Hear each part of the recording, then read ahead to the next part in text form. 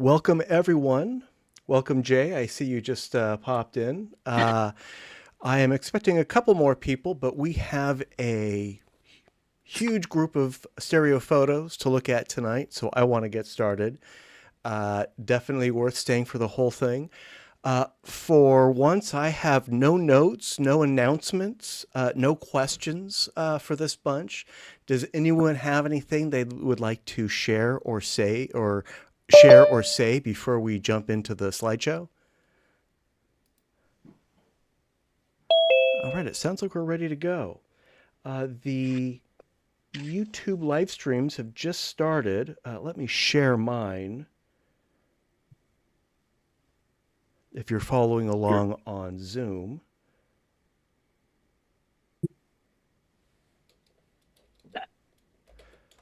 It'll just take me a second to get started here, and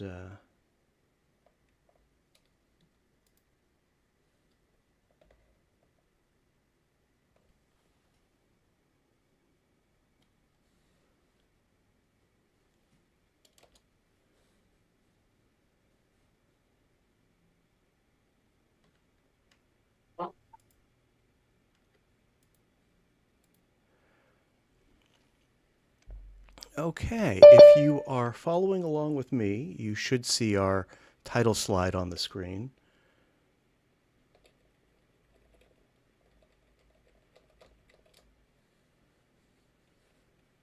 Live streams. And if no one is having any trouble viewing our stream, let's get started with our first image. Peter, you know, I am so appreciative of you sharing your photos from faraway Canada. I've tried to put your group at the beginning of the slideshow so that it doesn't have to be quite as late a night for you. So that said, I wouldn't abandon you after my stuff goes on unless I fall asleep.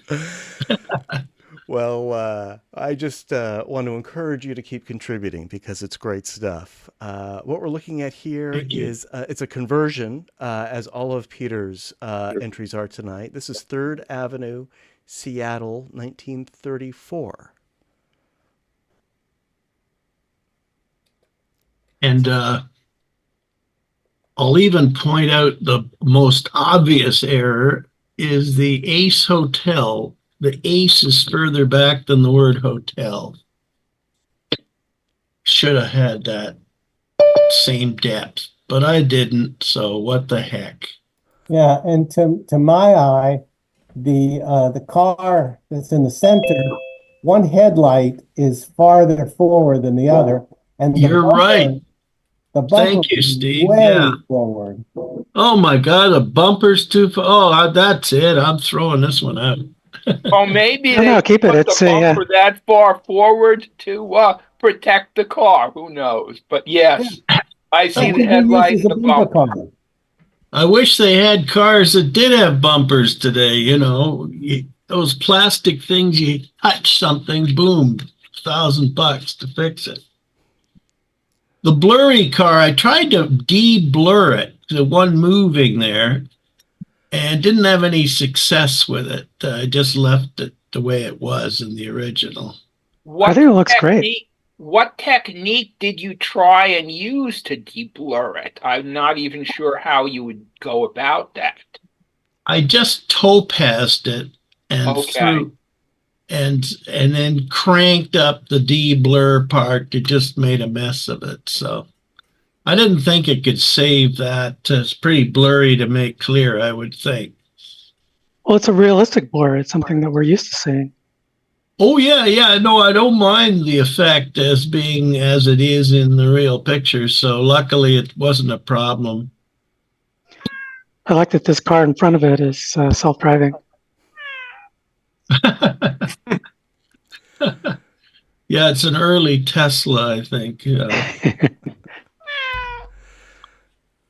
Sounds like we have a new member. Potentially very catty remark there. Yeah, she wants food. I guess I'll take care of that. I was looking around to see if it was my cat. Mine are locked out of the room. They get too nosy. Now, Peter, and I was actually going to ask the group, I went on the Leapix converter website just yesterday, and it looks like they've made some changes. Am I correct? Can anyone confirm that they don't allow you to download side-by-side stereos anymore? I was only able to get it to export a kind of a wigglegram, an animation. Has anyone experienced that? Yeah, they changed their policy. You have to buy credits and pay for it if you want it without the watermark. I was getting it exported, but a lot more trouble removing the watermark than it was worth. I was going to ask if anyone has an alternative or if anyone has done the subscription thing with Leapix. I broke down and bought a whole stack of credits. And yeah, I think it's worth. I mean, they did give us, have some candy, little boy, for free for so long, and so. And I did some comparisons. The same image, Pepsi Challenge, done a few years ago, with the new image done with the grayscale, and the grayscale has improved from the old days of the same image. So they are making it better too. And if you use the layer link to transfer to a layer pad and do the conversion, you can then download that converted image. So you wouldn't have to pay for a conversion. Using the layer link. Yeah. Can you put that in the chat there? Yeah. That is... Then I'll throw away all my credits. Well, it doesn't give you the control you have of the desktop app, but because it's just a straight conversion. All I ever need is a grayscale map, and that costs 30 points, 30 credits. Yeah. To get no watermark. But ironically, in a lot of scenes, the watermark's not a big deal, because a grayscale with watermarks all over it can be fixed fairly routinely, because you're just a bunch of grays that you're copying, not details. So if you're stuck, you could probably clone out the watermarks on a depth map. These are like true hacker tips here. Well, I think they had a time there before they added the watermarks. They weren't allowing exporting, but they did allow you to see the side-by-side horizontal shift. So I was doing just screen grabs, just kind of waiting for it to get to one side, take a screen grab, go to the other. And that seemed to work for a while. If I remember correctly, isn't there like a three? So we're talking about taking a normal, like, non 3D image and trying to create a depth map out of it. Is that just so we're on the same page? Yep. Put in a flat image, and yeah, the credits aren't too expensive. I feel like there's 25 cents, 20 cents a picture or something, perhaps, depending how many you buy. I think the credits are 1 cent each. So 1 there's 30 credits, 30, 1 penny, I think. So like your 30 credits is 30 cents. They're different prices for different things you want off the credit. For me, it's all grayscale maps, and I've given up with Midas. I used to use Midas all the time, and I finally was sold on Leapix just recently, so I said to heck with it. So in the Peter, chat, the technology is advancing by leaps and bounds every day. One of the best ones out now, better than Midas, is something called Depth Anything. And for a long time, it was necessary to download the software and build it yourself and hook it into your GPU, and it was all kind of complicated.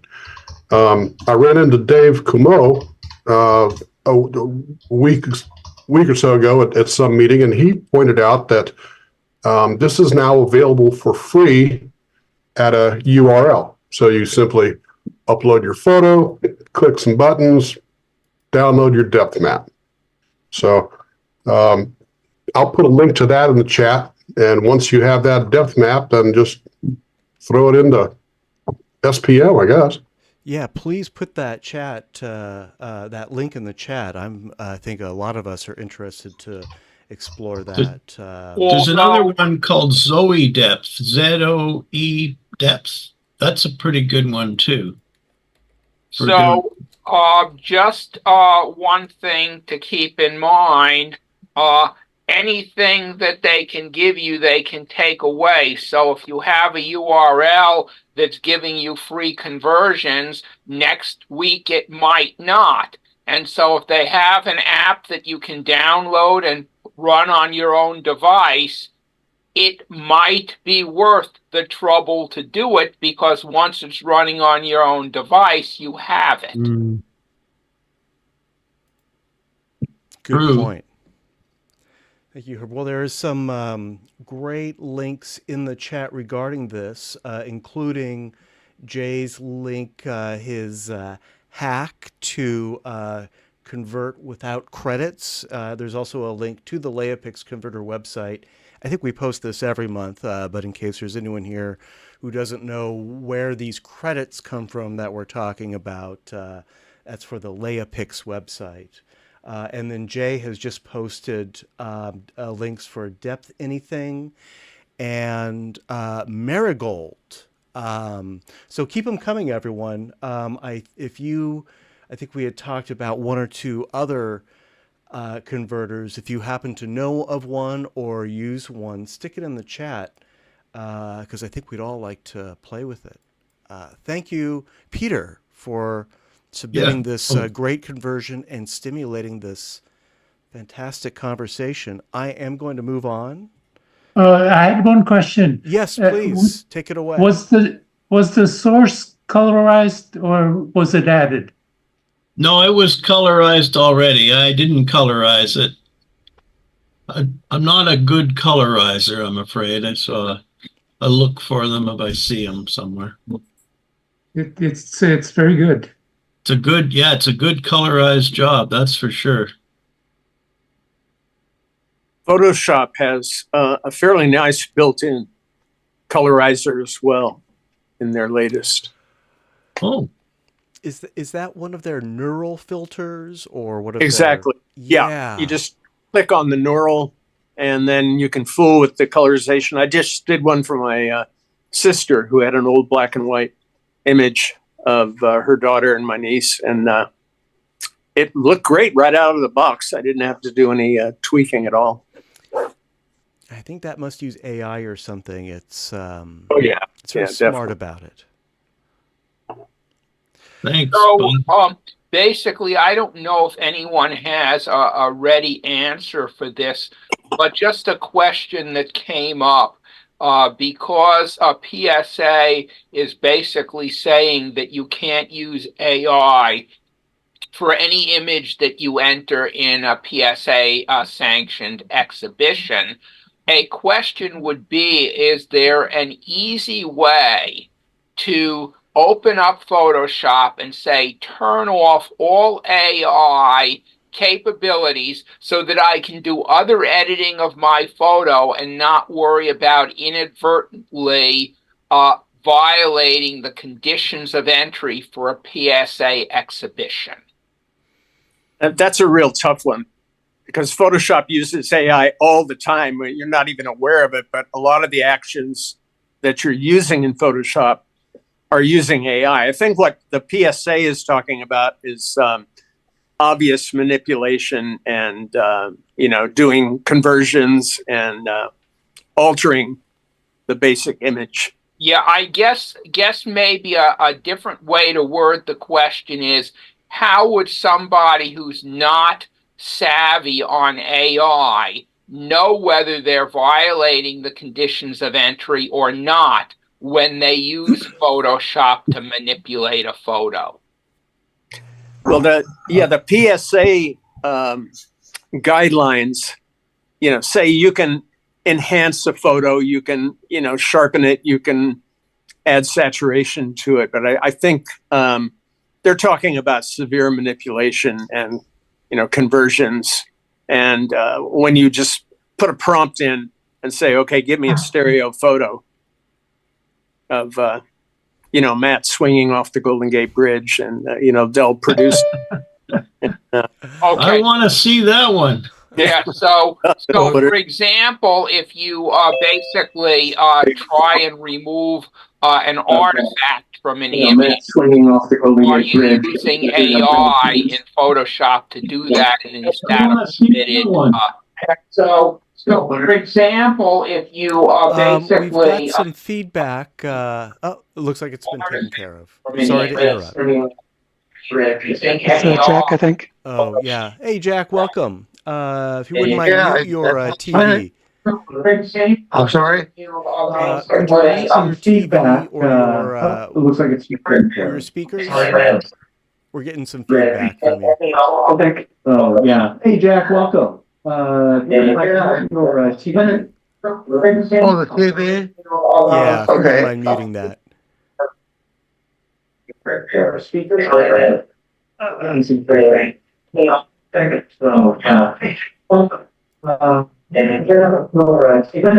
right, Jack, I'm going to have to mute you in a minute. Is it muted now? Let's see. We're still getting some feedback from somebody. I'm pretty sure let me try it again. Oh, no. Okay, just a minute. Let me try one other thing. All right. We're still getting some feedback from somebody. It's Jack. Jack, please turn your TV volume all the way down. I think he's working Better on it. now? That's better. Yes. Thank you, Jack. And welcome. Yeah, okay. We've But been you can hear talking me about talking, okay. I can hear you just fine, yeah. And we've been Okay. talking about a single image this whole time, so you haven't Okay. missed much. Herb, that is a great question. I agree, definitely with Bob, and I know that some things like these neural filters can be deliberately switched off, but other things like the generative fill are just built in, and I'd be very curious if those can be disabled, or maybe there's a way to install Photoshop without those features. Good question. If anyone has any information, Just use about Photoshop 6. there you go. That's the last standalone version. Yeah. Totally fine. Or Elements or Affinity. We've got, I know, one Affinity user here. All right. Thank you. Thank you, Peter. Thank you, Bob. And Jay, thank you for being patient. We've got one by you here. This is a native shot, not a conversion. Aerial Mountains 1 is the title. Jay, tell us all about this. Just booked a window seat. Was lucky I finally had a daylight trip back from New York.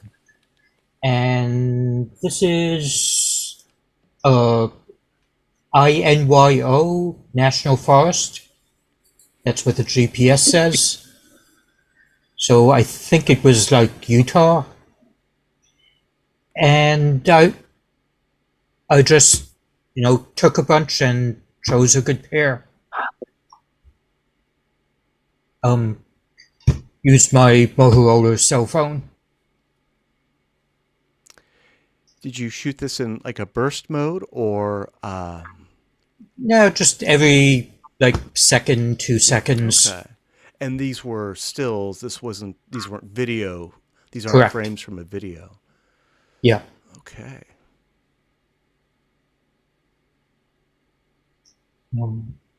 Yeah, it's a great technique. I always try to book a window seat for this very reason. Yeah, it actually came out better than Google Earth. Well, you get these beautiful clouds. I'm not sure if Google Earth is quite up to rendering those sort of fluid effects. Yeah, I have not tried Microsoft Flight Simulator, which might be the next source of 3D pictures. Yeah, that would be interesting to compare to Google Earth.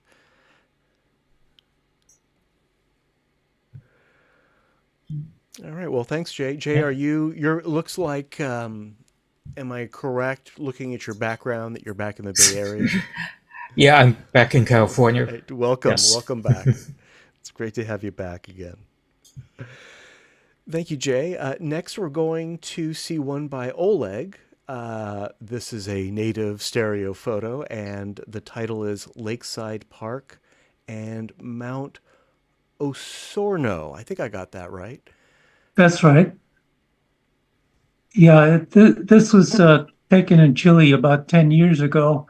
It turns out my cousin in Chile, her husband died, and this mountain is sort of like Mount Fuji. It has,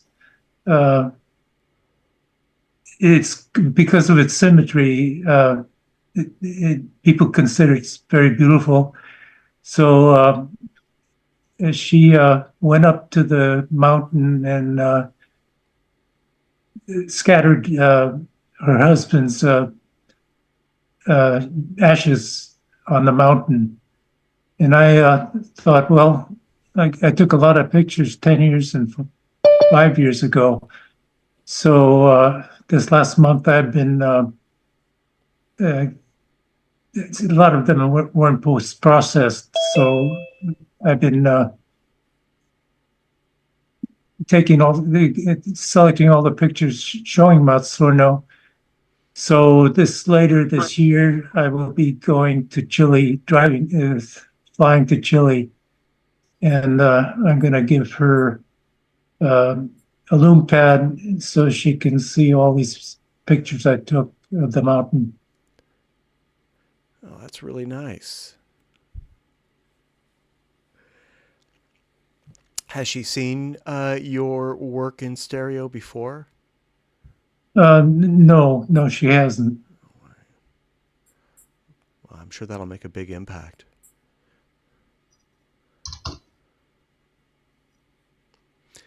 How many of Mount Osorno, how big an album do you have of photos that you've made of it? About maybe 100 photos. Okay. Is this the first one we're seeing? Yes. You'll be seeing it for the rest of the year. Okay. Well, of course, you have a big Mount Tam collection also. So this isn't your first mountain project. No, I like mountains. My favorite movie is called Mountain. Mountain. Yeah. Did you share that with us before? That sounds familiar. Yeah. Yeah. It's I think some of the specials I submitted were from that movie. Yeah, I think it was from like a found stereo. You took some frames from that, I think, or maybe it was a conversion.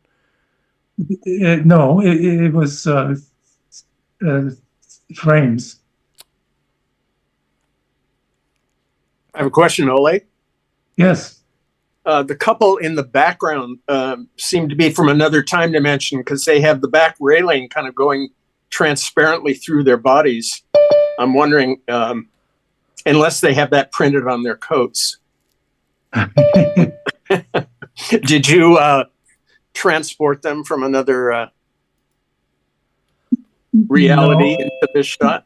No, I didn't. Oh, It's their shirts hanging out. Is anyone else seeing that? Yes, it's their shirts. Their shirts are sticking out a little bit below their sweaters. Okay, I'm going to have to. I can't see it. The top of the railing, the white railing, seems to bisect them right through the middle of their bodies. Right, yeah. The railing is at waist level. Yeah. Yeah. Okay, that's a fix-it. Oh yeah, no, it's an easy fix. It just was interesting to me.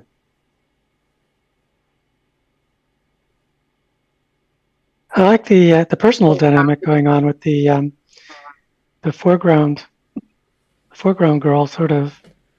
I mean, she's looking at these other kids, and it's easy to sort of make up a story about what she's thinking.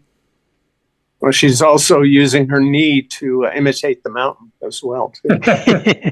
That I didn't notice. Maybe I should pull her leg out so it'll be the same shape as the mountain. Yeah. Well, you wouldn't be able to enter it in the PSA, but you should. All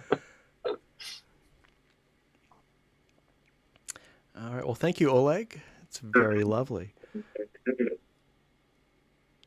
going to move on. This one is actually by me, and I should mention, of course, for those who are following along on one of our YouTube live streams, there is a lag of 10 to 15 seconds or so, depending on factors I don't really understand. But in any case, if you're not seeing what we're describing, be patient and it'll pop right up. This one, as I said, is by me. The title is the location that I shot it, from where I shot it, and the subject. It is view of 345 California Street from Battery and Halleck Alley. This is in San Francisco. And yeah, it's just a nice smartphone cha-cha. What I really found remarkable about it is that many of you know I'm playing with this technique of shooting right into the sun. I'm really enjoying these really high contrast photos that result stereo photos. And you can't really do that with a smartphone. The cameras are so sophisticated. There's so much computational photography happening that after you take the picture, it's like already gone through shadow highlights and everything. So I got this perfectly exposed pair, and I really didn't expect that, but I'll take it. And I did adjust the colors a bit in Photoshop, and I think I might have played with the levels to reduce or rather increase the clarity. But that's what I've got. Thank you. Yeah, it's spectacular. I love this image. Oh, thank you.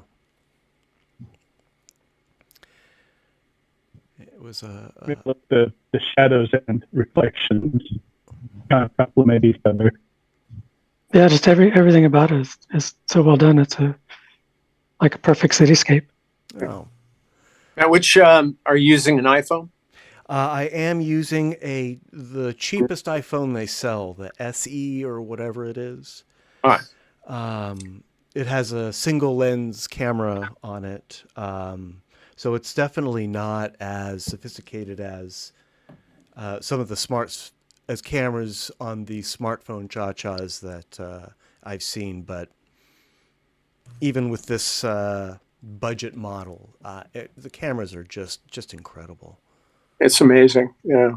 The newer, I've got the iPhone 15 Pro Max, and that does have a setting where you can select camera raw. So you'll have all the information there. Oh, incredible. Did we ever talk about the story about how the iPhones deal with the moon? Mm-mm. There was a story, probably following one of the relatively recent updates, that claimed, I don't know if it's true, but it claimed that part of the intelligence built into the image processing for the phone is to recognize the moon, and when it sees something that looks like the moon in the right phase for the person's location and everything, instead of trying to enhance it digitally, it actually takes a high resolution image of the moon and puts it directly in the image. Replaces it. So a library image just constant in. Say again? A library image you mean it just into your picture? Sounds like you're I can't hear it. Yeah, sorry, we missed that. I think you were breaking up. Sorry. There we go. So now that would mean that you're shooting with an iPhone 15. You might have a photo that's not legal for PSA exhibition now without even realizing it. Yeah, it might not be your picture of the moon at all. This is exactly what you were talking about. Yeah. All right. Well, thank you, everyone. Let's move on to one by Bob. Robert Bloomberg. This is a native shot, and it is a selfie on cobblestones. Bob, tell us all about this. I think the title pretty much says it all. Try to keep my hand in the shadow so you're not seeing the movement as much. I like the way the shadow is kind of beneath the cobblestones. But yeah, basically it's just unmanipulated. I may have gone in and corrected some anomalies, but I don't think so. Melinda, you showed us a photo with a similar effect a couple weeks ago. Yeah, this is why I submitted it, because we were talking about people submitting their shadow portraits, Right. and I take them all everywhere I go with friends, and that's our kind of go-to selfie is with shadows. Yeah, the real challenge is to get the shadow to float above the ground, because if you just keep the camera like fixed to your chest, it'll naturally put the shadow below the cobblestones. So I think you have to, for the second shot, after you lean over with the camera, back to where it started and then even further, in order to get sort of the opposite effect. You can do a cross view. Yeah, you can do a pseudo stereo just to see the idea, but then it'll do the opposite of what you want with the rest of the image. So it's an interesting challenge to try to get a scene with proper stereogram with your shadow floating above it. You can do it. It's just tricky. I once saw years ago a guy who took a single light on a chair, putting shadows on the floor, and took a single picture and then moved the light to create fresh shadows of the chair on the floor, and then had it as a side-by-side pair. So the shadow was in 3D and the chair wasn't. It was very effective. That's a great idea. I Very creative. think I might try something like that. Yeah, that is a very creative idea. It's not mine, but I just saw it. And Bob's is great. I love these sort of things. It reminds me of that science fiction movie where they came from outer space and zapped everyone and they all turned into shadows on the ground. I think that's War of the Worlds. Yeah, that's it. Yeah, like 1951 kind of thing. 53. 50, yeah. Yeah. Back a few decades ago, Jerry Marks in New York and I did some experiments with shadows through filters and then wearing anaglyph glasses so that the shadows were in 3D. So it was pretty cool. So you cast them with like lights with color gels or something? Is that? Mm-hmm. Yeah, exactly. Ah. Yeah. Well, great artists steal. So everyone steal these great ideas for shadow stereo photography. Does that mean, Bob, you could put a red filter over a light and then a blue over the next light, and it's an automatic anaglyph on the floor or something? Or? Yeah, I haven't done it in so long. I have to experiment. Wow. Well, It wouldn't be exactly anaglyphs. No, it'd be two things together, and if you didn't move the camera, it wouldn't be stereo at all. well, this was for moving objects. We had things on Lazy Susans and things rotating in space, and it was kind of for like a live performance piece. So it worked pretty well. Well, that's great. There used to be an exhibit at the Exploratorium where they would have wire mobiles rotating in front of both a red and a green light, and the shadow that was cast would be an anaglyph 3D image. Yeah, Jerry worked at the Exploratorium many, many years ago and did the Pulfric exhibit there. That may be one of the exhibits that you're talking about. Well, that would be light and dark And that would work with just a single shadow because it wouldn't have to be two images. Right. In the gift shop of the Exploratorium, they had like a postcard size thing with a rivet wheel, and you would turn the wheel and all the moire patterns would change. So weird. That was a fun thing. I bought one. We had a field trip at the Exploratorium. It's been years now. It seems like it was yesterday, but yeah, when you're in town, be sure to stop by. And not only is it a fascinating hands-on science museum, but there are some great subjects for stereophotography as well in there. All right, well, thank you, Bob. I think you've inspired us all. I'm going to move on to one by Jack. And this is a native stereo photo, the title being Statue in Garden. Jack, tell us what we're seeing here. Well, this is my my cactus garden in the backyard. I tend to like a little bit more stereo separation, probably than a lot of people like. But I just thought that little statue there looked so relaxed. Why, part of the garden, why it all would go together. It looks hyper, but not too hyper on my Lume Pad. Yeah, I'd say it's just about right. Looks like Brussels sprouts on sticks. Looks fun. Those are just the new sprouts of that particular succulent. They'll be as big as the big parts by the end of the summer.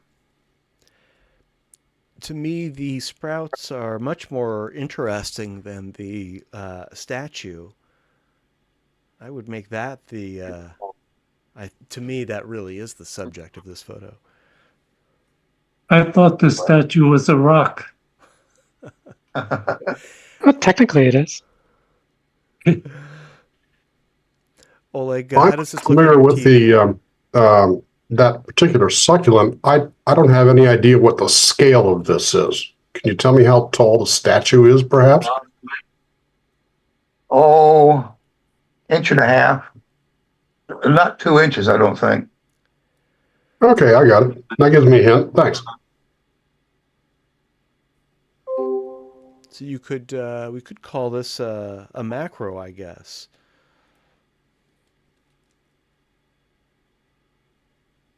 Yep. And I'd say that this works a lot better in 3D than it does on 2D.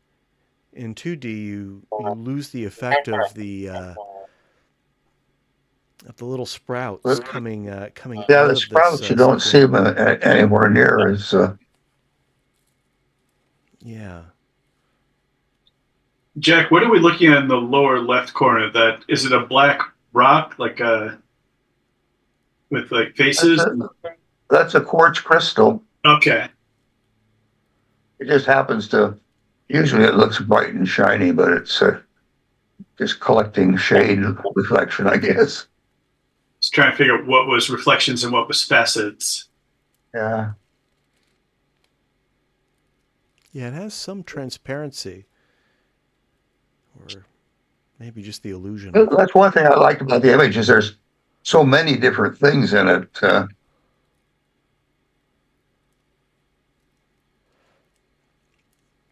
No, this is really nice. You got nice even light over it too. No hot spots. Yeah. Was this on like a cloudy day or something?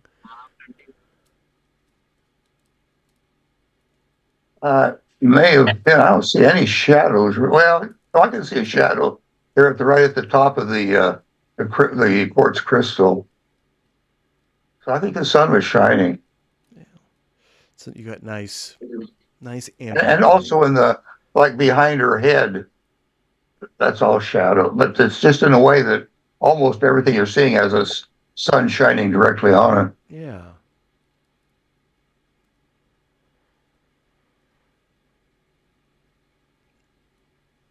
Yeah, very nice. Thank you, Jack. I'd like to see more from this rock garden. Well, I've already taken about 100 pictures of it, I think. I've been showing them for quite a while. But things grow up and they look different and they make a little different pictures, so I keep at it. You'll see more. Yeah, Jack, Good. you could definitely put together an album of your rock garden photography, and just for those of us who haven't seen us, tell us about this rock garden. This is something you assembled in your backyard years ago, right?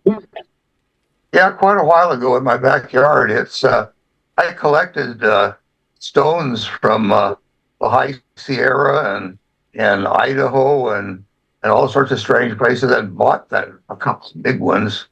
And it's right in the middle of my backyard. Other people would probably grow grass or something, but that takes a big section of it. But it's just built so it's. I always thought that a rock garden should have a lot of rocks in it, and these are. I got some really interesting rocks in this garden, and all sorts of little spots here and there that things can grow out of, like you see here. So it's just something you can play with off and on for years and years. And there's a lot to explore with your camera too. This is just one tiny little spot. Yeah. And is that crystal to the right in the back? Is that like a quartz? The upper right is quartz crystal, which I purchased. And on the left is a big boulder I collected, I think, someplace I think I bought that too. Some big ones that I wouldn't have carried back in my car that I purchased at some local companies around here. But all the smaller stuff I collected on 100 different trips. Yeah, there are hundreds of photos still waiting to be taken in that rock garden. All right, thank you, Jack. Let's move on, and I've gone forward and back and forward, so if you're getting dizzy, I apologize. We're now moving forward to a conversion by Peter. Banff 1962 is the title. In fact, I was in Banff when I was 15 years old in 1962. But that's just a coincidence. This is not from any photo I ever had or made. But I do remember all the old cars of that time and that classic mountain at the back where any Banff pictures will have that in there. And there's hot springs. There's a big, huge hotel there. It's a great place to visit if you haven't been. Maybe you'll see yourself in one of these pictures. That's right. I was thinking of doing some Zelig vintage ones. I haven't done any of those. Stick myself or movie star or some alien or anything in these things, just for fun.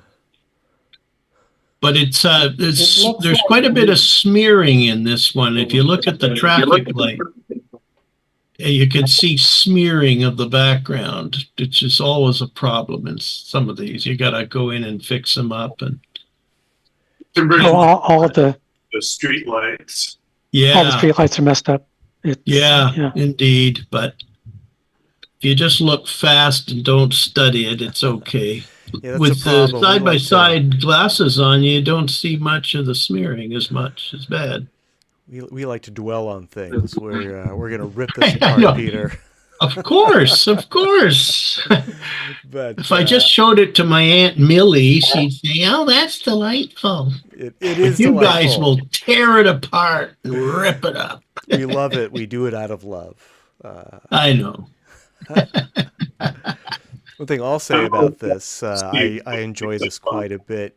You could never capture this stereo photo in a camera. The way the mountain has that enhanced depth, all that detail. I imagine you could do it with two sets of exposures, one hyper and then one very hyper for the mountain. But it's a very unique way of seeing this. Yeah, that's with a real camera. Yeah, you'd have to have some different parallaxes involved to get everything with 3D bounce in it. Could be done, but not in one shot. But with grayscale maps, of course, you can cheat. I mean, it really makes that mountain look powerful. Yeah. And there's hot springs there, so you can be halfway up the mountain and in the winter and have a nice warm bath. Oh, nice. Looking outside. Yeah.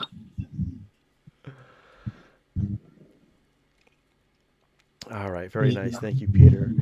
Okay. These are all of the conversions that you're showing us this evening. Are these all converted in Leapics initially? Is that what you're using for these?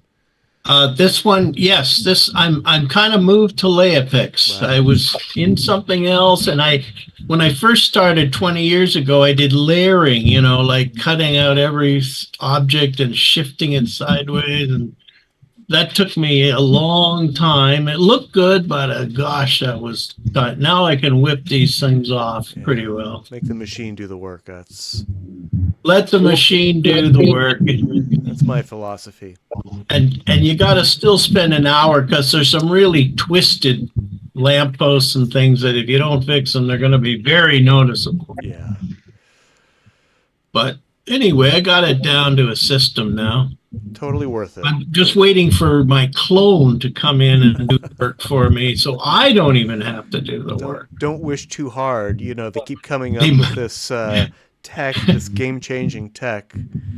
Yeah, I think they might have that pretty soon. They got everything else happening. Right. Well, hopefully everybody will get their own AI assistant that will do whatever you like. As long as it's an actual AI. I don't know if you saw this story about how Amazon had this drop it in your cart and it's paid remotely thing, and it turned out that it was just people in India watching from cameras and writing down what you put in your cart. Yeah. Oh. Wow. Companies will do whatever it takes. I mean, it's clever, but yeah, it's not quite there yet. Then we're fine. All right, well, I'm waiting till I can get a ham sandwich out of one of these devices. Well, that was in the 30s. They had the automat. Yeah.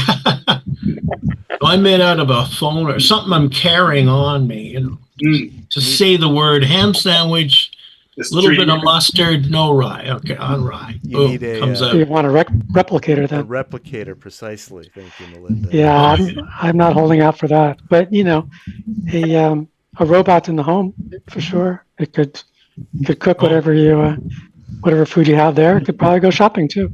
Stepford wife, that's what I need.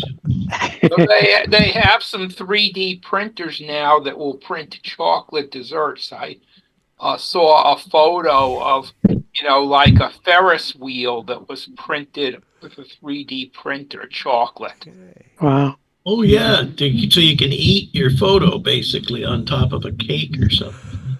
Well, in that case, the printer material must be chocolate, so you could just eat that. Cut off the middleman. Exactly. All right. Thank you, Peter. Thank you. Let's move on to one by Oleg. A native stereo photo called Workmen on Ladders at Wall. And it looks like you were on a ladder too. Oleg, tell us about this. This was taken in Chile. I was on a staircase, and it just happened to be perfectly for this kind of a picture.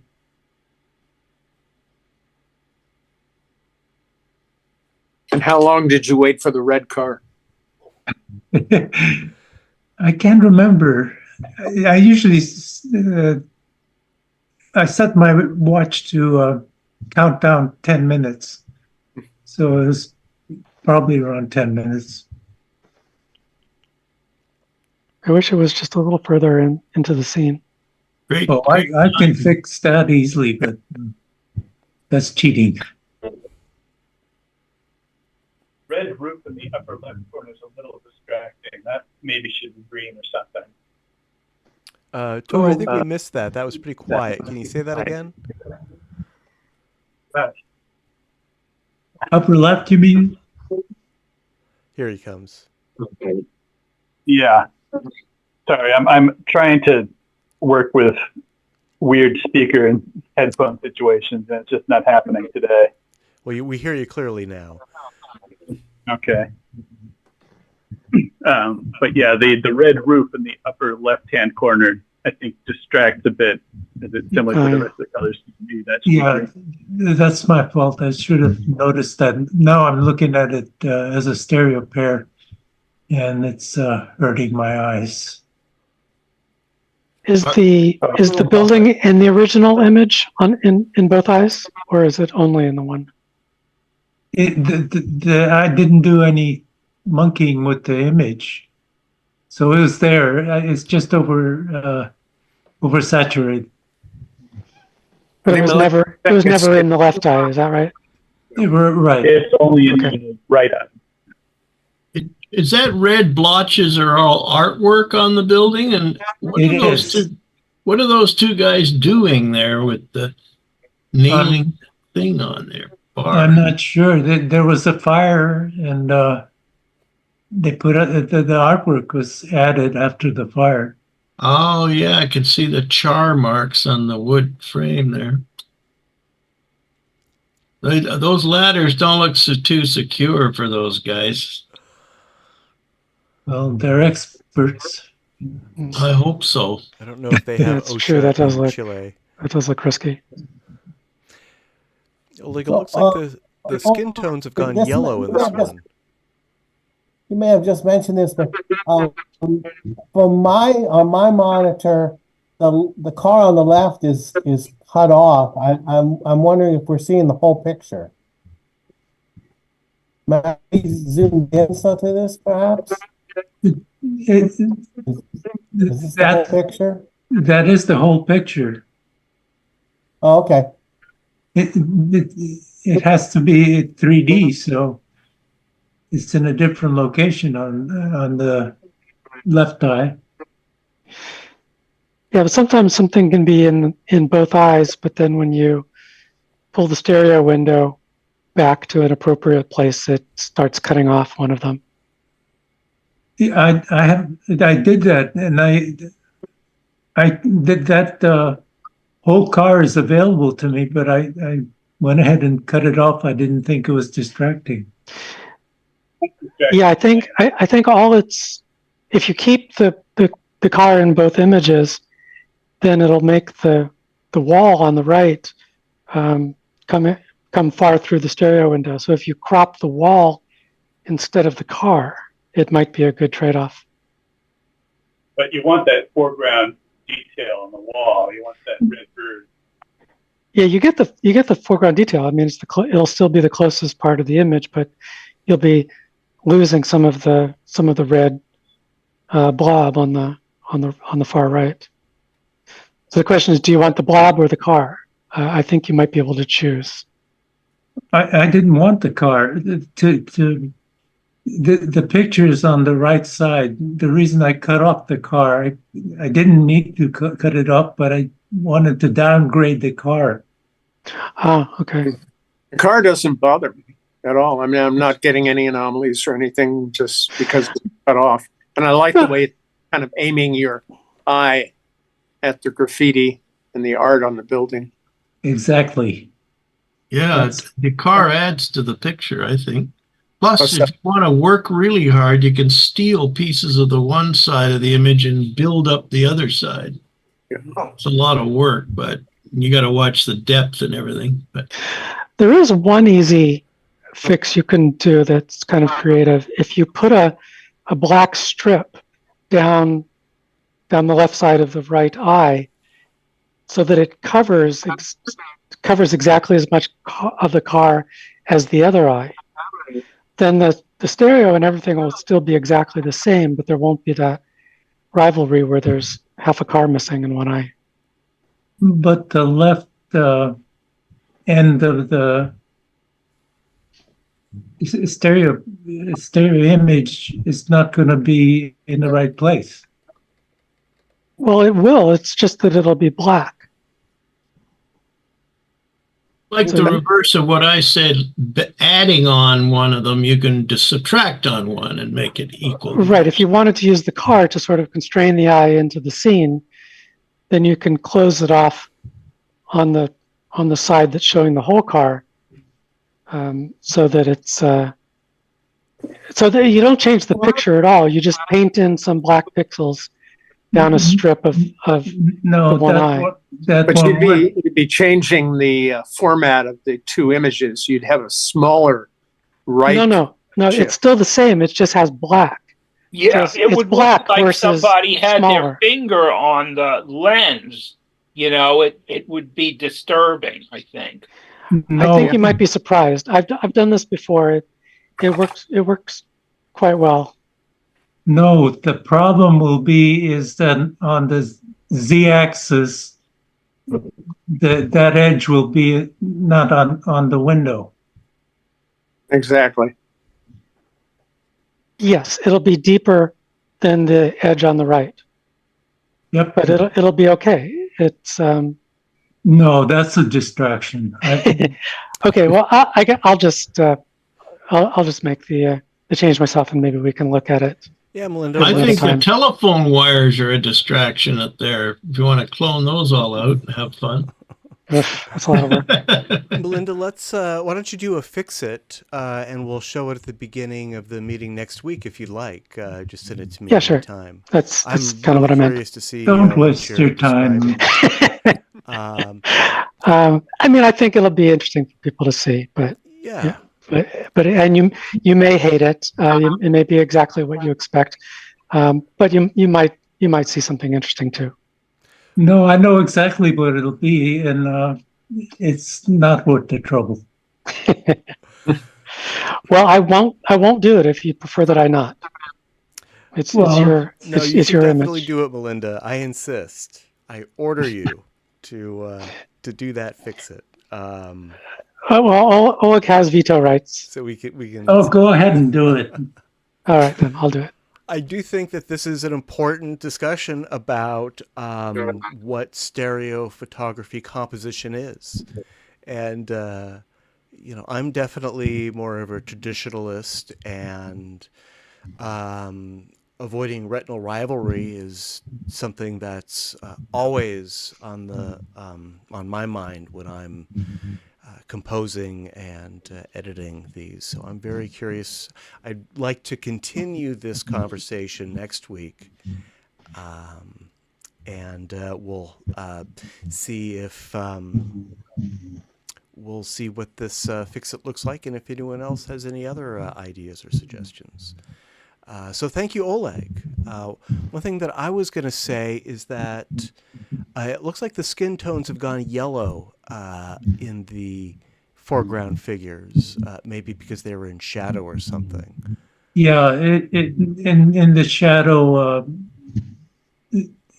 I had to do a lot of work to bring out that dark side of the picture, and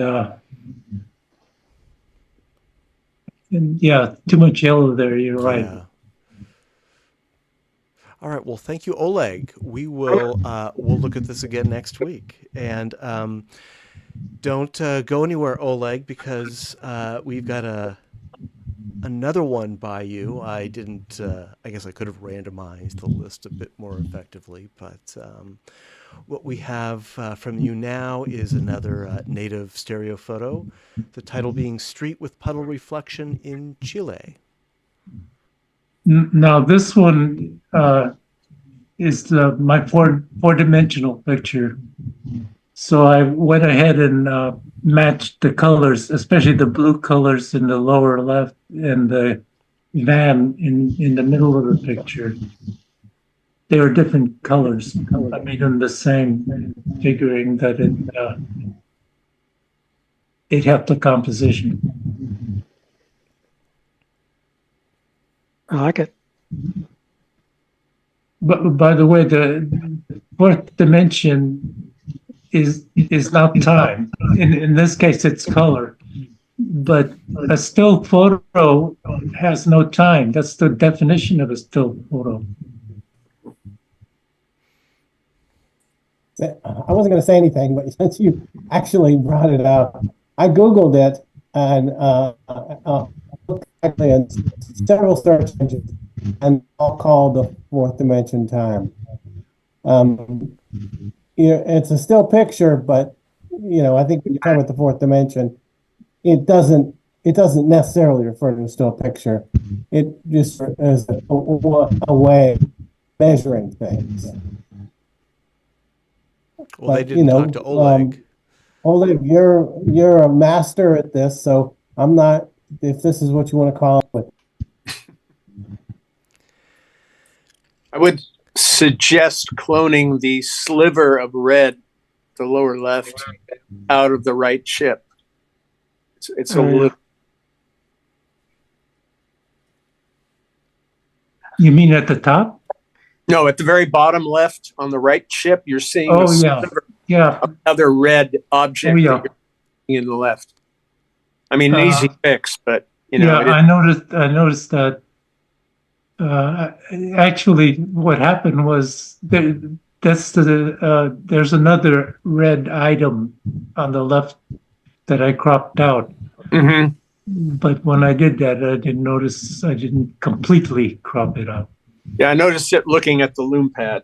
Kind of stood out more. That's definitely a fix it. Oh, yeah. No, it's easy. I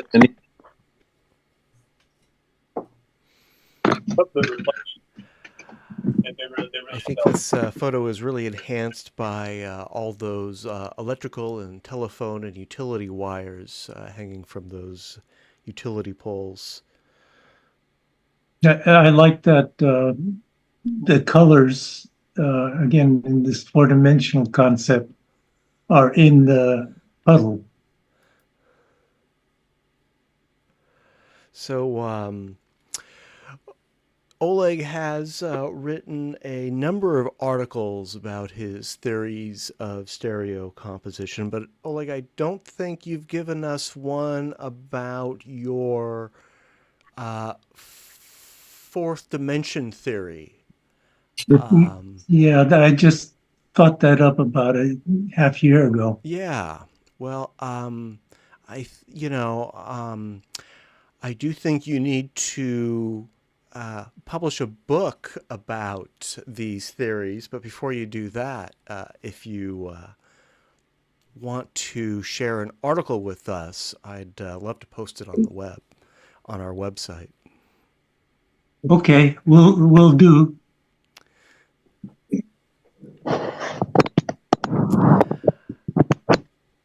Which object was the original turquoise? Was it the posts or the light posts or the van? Just the van. Everything else was the way it was.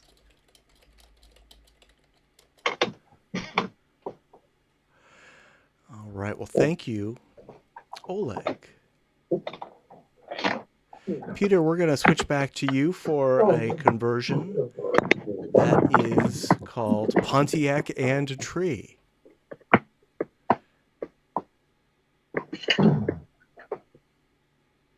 That's from some park in California in 1941. And I had to use, the toughest thing in this for me was to make the tree go off in the distance proportionally, which took a there's in Photoshop, they have a deviation filter. You put the grayscale color at the foreground at the trunk of the tree, and then where the leaves are at the back, and then draw a line across it, and it'll all grayscale nicely toward the distance. So, and then the woman was sitting a little awkwardly, and as she is now, she's a little too far forward. And I'm looking at all the mistakes now, and the woman with her hand looks weird. It's not connected to her sleeve on the one standing, and blah, blah, blah. But I had fun doing it. That's the main thing. And I think it's a great image for the car. I love that car. I wish I had one like that. That'd be wonderful, driving around in a convertible. And the headlights, of course, are out in the bumper, but other than that, it's and it was fun doing it. And it was the West. I tried to find things in the West for you guys. Although It doesn't look like it could fit under the tree. It looks like in the original, the woman standing inside the car and the tree is over the car. And in the conversion, the tree is behind the car. yes, I think you're absolutely right. The woman is standing in the car, and I've got her waist further back than through the windshield. Yeah, the shadow is the giveaway, the shadow that goes over the car from the tree. Ah, yes, thank you. That's a good point. Yep, the shadow has got no relationship. Oh my God, I'm going to throw it away. But that probably is the actual car because, it's a one of a kind, right? They could have made it that way with the light, the headlights up front. Yeah, that's my excuse. Sure. Yeah. But that's the shadow you mentioned of the trunk not completely out of line with the car is a real big giveaway on the car. How did you say that you made this conversion? Is it just by hand or just one of these new methods? No, it's one of the AI. If I was doing this with my ancient method of cutting everything out and moving them sideways, I'd never have the errors that we see now. Okay. This is all AI and do a few I over-focused on the trunk and forgot all the other elements, it seems. And I put a time limit on this stuff. There's a point where I just say, that's it. 1 hour, that's all you get. That's smart. I shouldn't have sent it in, but I did because I like you guys' critique. And Bob's suggestion of using the shadow as a clue, I never thought of that at all. And that's a very good idea for future depth placements. I think it's a tough image to do if you're trying to do it. Yeah, it is. It was a lot of little pieces in it. Something I like about Leapix and these other apps is it does give you a starting point. And it handles at least 50% of the heavy lifting for you. Yeah, I figure it gets you 80% of the way, and then it's an hour's work to get to 90, and then about 5 hours to get to 95. Right. Exactly. And I forget it. I give up after 90 to me is close enough. Yeah, you're wise not to chase those diminishing returns. Yeah, that's good. Good point. The diminishing returns. You can sit and work on every little fan of the bumper there, with all the air intake and get it exactly right with the nose coming out a little. It'd drive you nuts. What the AI does really well, which you would never be able to do by hand, is all the foliage, the branches of the fallen tree, the individual leaves, the blades of grass. The detail there is incredible. It's just so strange that the AI just gets the human figure so wrong. And I'm sure it'll get better. And I would imagine that once this AI, however it's working, understands that people's arms just don't bend like that and people don't hover over trees, they sit on them, then these things will just probably be indistinguishable from natives. It's so close. Well, I find AI is good with people if they're in crowds. Massive people in a crowd really works well. Everyone's in the right place. Yeah. Often their hats are actually on top of their heads for most of it. You showed us some of those with your San Francisco 1906 conversions. Yeah, crowd scenes seem to work better than.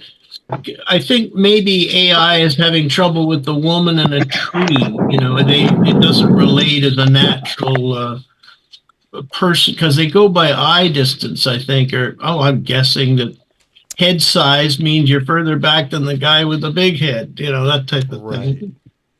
It all depends on what subject matter the AI was trained on. So it's often worthwhile to compare the Leopix results with the Marigold results, with the Midas results, with the depth anything results, and find the one that really takes your image and works with it correctly. I've done that before, and I noticed Marigold is quite good on foregrounds. Does nice detail in the foreground, and Leia's a little better in the back. And I have literally layered grayscale maps together and taken out the worst one parts and layer them down on the better part of another one below. But it's tricky again because the grayscale doesn't match the one below. You have to darken it or lighten it simply to match the depth of the one above, and it's tricky. But one thing about trees I found works quite well is to generally outline a tree vaguely, quite closely, but have about a 30 feather on it, so it's not totally ice cold delineation. And then go around with the blur, not the filter that has the darken and whatever that filter is called. It's a darken paintbrush and then a lighten paintbrush, and just blotch around inside the tree to bring a little bit of it out front, some of it back slightly, and that works pretty well for trees. Dodge and burn. Dodge and burn. Thank you very much, Steve. That's the name of that tool. I just look at the funny little symbols. It won't be long. It won't be long before you can get all these AIs together, put them in a room, and let them talk to each other, and they can talk about the problems the other one has, and they'll solve it. So it's all perfect. Well, they'll say, "Why do we need people? We're the smart guys in the room." That's the ultimate equation, yes. Yeah, that day is coming. All right. It's going to take another month or so before we get there, I think. Yeah, as long as a ham sandwich comes out, I'm okay. All right. Well, thank you, Peter. Thank you. And Jack, while we've got you on the line, we have a photo by you next. This is a native stereo photo, and the title is Sunset. Tell us how you made this. This is, and I want to talk to you about, so that's what you call a native stereo photo. This is it's another shot taken from my backyard. You might guess that I'm not traveling quite as much as I used to in the old days. But the stereo effect in the clouds, in fact, most of the upper part of the picture is all from the movement of the clouds. I just stood there just in one spot and took two pictures, maybe a minute or two apart. And then so that's the upper part of the picture. And that just turned out to be mostly a natural stereo effect of the way the clouds were moving. In the lower part of the picture, there's just a conversion basically by hand, and moving one to the left or one moving to the left or right to make them to create the stereo image.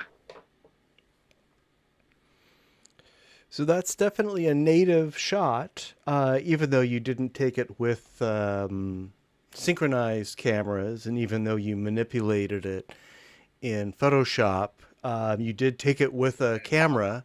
The original source is from a lens. So this does definitely qualify as native, yeah. Oh, okay. I was wondering about that. In competition, you've got to make a decision on it sometimes. You know, you could argue, is this creative, or is this more of a record based on how you assembled it? But I would call this a stereo photo, not something that was a flat photo that was converted or to 3D either through layers by hand or using one of these AI apps. Yeah, okay. I mean, it can just be a perfectly normal cha-cha image. if you move a little bit in the direction opposite to the motion of the clouds, then you'll make a stereogram. And if you get some stereo out of the clouds for free because of that, I mean, nobody can really claim that you didn't move quickly enough between your two pictures. I don't know if anybody else has used this on a TV. I'm having real trouble because the alignment is so far off. One of the images is way above the other one. Yeah, it needs to be aligned. Auto align fixes that. It's still a lot of separation though. Let me see if there's something I actually did do auto align once on it. This one needs to be aligned again then. Yeah, there are some vertical misalignments that make it hard to view. Yeah, the right eye is about 5% above the left eye. Well, that's right. I could have just done that manually. I don't know why I left it that way. Yeah, it looks like we've got a 23 pixel vertical alignment error. And let me adjust this on the live streams. I've adjusted it on the Zoom stream. And let's see if it's a little easier to view. I'm using the auto alignment in Stereo Photo Maker. And if you're following along on YouTube, it'll pop up in a few moments. And yeah, that's a little bit better, I think.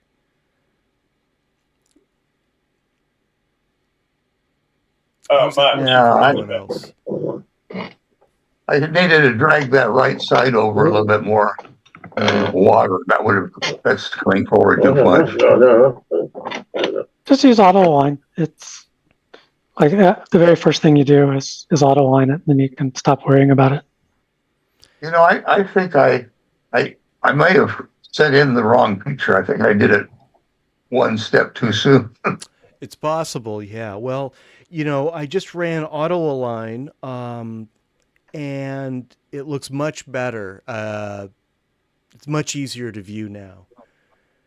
Yeah. So, you know, if you just run it through auto align, it'll solve any vertical misalignment issues that might make it hard to view. It's a really nice light going on there. You know, I really like the way the light is falling on that structure in the lower right corner. Not a lot of depth there. All the depth is in the sky, but it does lend an important sense of scale, I think, which we lose with hyperstereos. It's hard to gauge the actual size of something if you don't know how far apart the lenses were when the photo was made. So that, I think, really helps a lot.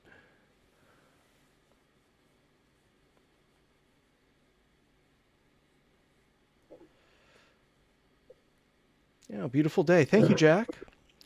Let's move on to... this is a conversion by Peter that I think is going to generate a lot of discussion. Let me move on here.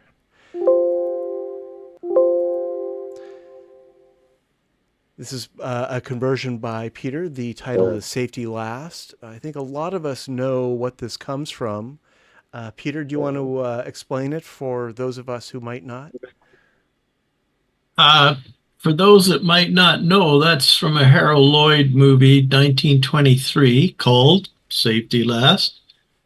And they cleverly, on top of a building, created a safe way for him to monkey around with that clock. Because right underneath them that you can't see in this shot, of course, is the like a net type thing and a proper place to land in case he let go of that thing. But it's a fabulous movie, silent movie, where a guy has to climb up the top of a building on the outside, and here he is. And just converted it from, I think there's a converted film of this thing, actually. Certainly, I've seen clips of this in 3D, so I'm not Yeah, the there first is. one to touch this. Yeah, and it looks great. So It's I just, fabulous. They even colorized it and added a sound score to it. It's really wonderful. Bob, I didn't you should show try and that at dig the it up. ATA a couple weeks ago, or a couple months ago, I guess it was now? I'm sure Yeah, most everyone knows that Harold Lloyd was an avid stereo photographer. That's right. That's right. Yep. Harold Yeah, Lloyd he was a so stereo photographer. masses of realist slides. So a funny thing, the Harold Lloyd episode of the New York Club got censored by YouTube. Why? Of course, he liked some risque pictures. Yeah, there are a couple of books of Harold Lloyd's stereo photography published, and because, of course, of his close relationships with Hollywood stars, he got some very stunning and revealing stereo photos of Marilyn Monroe, Jane Mansfield. I'm holding one of his books right now, and I'll read a brief description.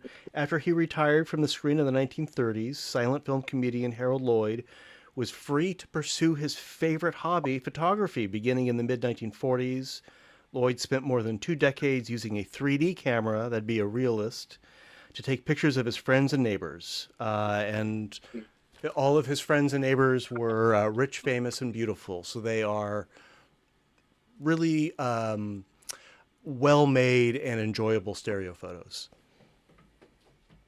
I'll hold I that think book up at the his granddaughter, I think, did a presentation at one of our NSAs. Yeah, she's the one who put the books together. Yeah, so Right. absolutely right. So he belongs here simply for his interest in 3D, never mind our interests in it. And he had something like 3 fingers missing on one of his hands from an On his accident. left hand, a prop bomb exploded, and in this shot, he's wearing a glove with a rigid prosthetic thumb that he's able to grip to some degree with. Yeah. Phenomenal that he can do all these stunts with half a hand, but Well, thank you, Peter. thank you, everybody, And, for looking at this. Thanks for sticking with us. If you need to fall asleep, we've seen all of yours, so we want to show off what we have for you, but we forgive you if it's getting Thank late you. there. No, Of I'll course. keep hanging in as long as I can. Please do. We love having you. That said, Oleg, here is one by you, a native shot, of course. Photographers capture Volcan Osorno. Yeah, it just so happens that it appeared on a poster on the side of the building. So this is another 4-dimensional. I got all the blues to match between the poster and the real picture. Now, what's happening in that poster? Am I seeing 3D? Yeah, I In did that a 3D image? conversion of the photographer in the picture. He was originally part of the poster, brought him out a bit. That's a very clever idea there, the composition and putting 3D into a flat piece of that. That's a great idea. Yeah, I like the fact that the same mountain appears both in my photograph and in the other photographer's photograph. Which is another problem because he was probably put in artificially into the picture of the mountain on the right side. Of course. And So you I have- gave him a bit more life. And you have the strict division right down the middle. On the right, you have kind of a picture of what will be happening or what could be happening, and then on the left, in the right side of the image, that could be you, the photographer, taking the picture, and then the left side of the image could be the photo that the photographer made, if that makes sense. That's the theme, yeah. One thing I considered doing, and maybe I still will do, the photographer on the right side is shooting horizontally, and if he was actually taking that picture, that's the way he would have done it. Ah, yes. So I was gonna lift up that his camera on the left side, so it points to the boat or the ship. Right now, he's shooting into the water. I'd be curious if you took him out of the poster, leave him on the poster in 2D, but have his 3D self flipped on the left, taking the shot of the mountain as a converted. So he's in 2 time frames at the same time. Well, yeah, that's interesting that that's 3 pictures. Oh, well, counting the other 4 pictures at the bottom of the poster, they're all taken at different times. Mm-hmm. But since the bottom of his legs gets cut off anyway, it might be interesting to put him on that left side of the photo in 3D. Or put a pair of legs out by the dock. Yes, right. All right. Well, thank you, Oleg. Beautiful. Is that a notice for a lost child or something in the? Yeah, I couldn't get if you look at it right, you'll realize it's a picture of a dog, but you have to use your imagination. Right. It's a lost dog. Yeah. All right. Thank you, Oleg. Yeah. And Bob, while we've got you, here is one of your entries, a native shot. Carrots Farmers Market is the title.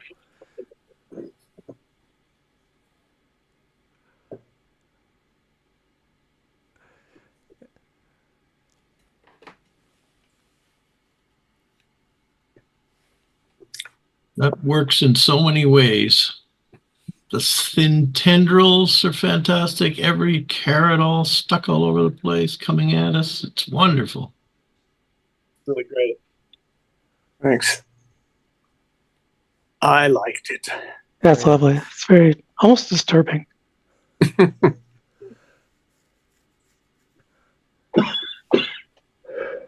And I love how some of them are through the window.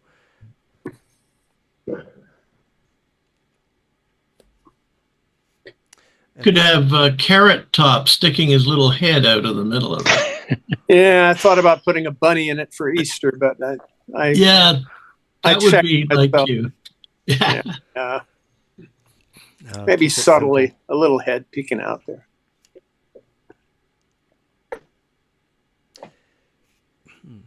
The through the window effect is really nicely pronounced on the Lume Pad, and even the anaglyph version of this, I'm streaming a half-color anaglyph, so they're not exactly oranges, but the few that are through the window, it's very effective. Well, orange is one of those anaglyph-friendly colors. Yeah, right. Yeah, regardless, it looks much better as a side-by-side. So, Bob, was this a cha-cha? Is this... Yeah, this is with my iPhone. Yeah. The only manipulation I did was you could see the background of the farmer's market at the very top of the frame, and I went in there with the clone brush and added some greenery where there was bright white. That's about it. Oh, and I did cut off some of the tendrils at the bottom that were kind of violating the window. I see. Did you try to look at it in grayscale? No, I didn't. I think it'll be a better picture in grayscale. Did you take a couple of cha-chas and then pick the best 3D one of a group? Most of the time I'll take 3. If I really like the subject, I might take 4 or 5 and then fool around with it. But it just gives me more work later to, okay, do I want to go this deep or that deep? And you've got the experience to know how far to move sideways on these shots anyway. Well, hopefully, but if you want to make it deeper or shallower, nice to have a choice. So harder to go back later and do it. Because something like this would make a good pulsar, which would be a group of, say, 8. You could take 8 shots sideways with either cha-chas or any other way you get them, and then create 1, 1, 1, 2, 1, 3, 1, 4 anaglyphs. So the pulsing deeper, shallower as a GIF animation. It'd work well with all these carrots, I think.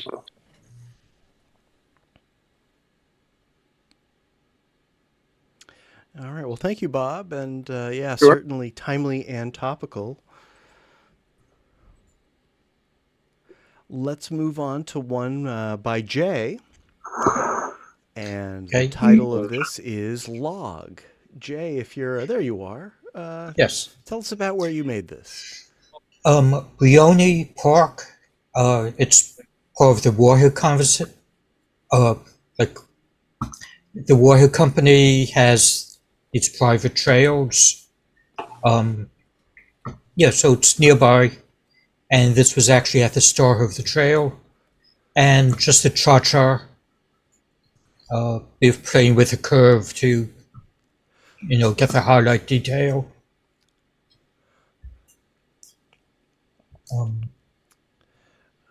Well, it's a great through the window composition.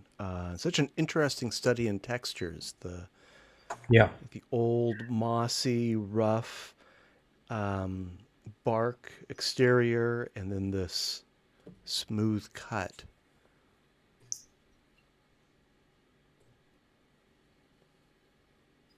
Yeah, the trees didn't seem like they were dead or anything, that they just, cut away for the trail. And this one looks so much better in 3D as in 2D. Everything is kind of mushed together. I mean, you can see it's a photo of a log, but there's not much else to it. One. Beautiful shot. One. Let's see. I think we're getting some feedback. Okay, seems to have ended. And really nice light too, Jay. I can see looks like I see some backlit leaves that really separates them. Yep, late afternoon. Especially in 3D.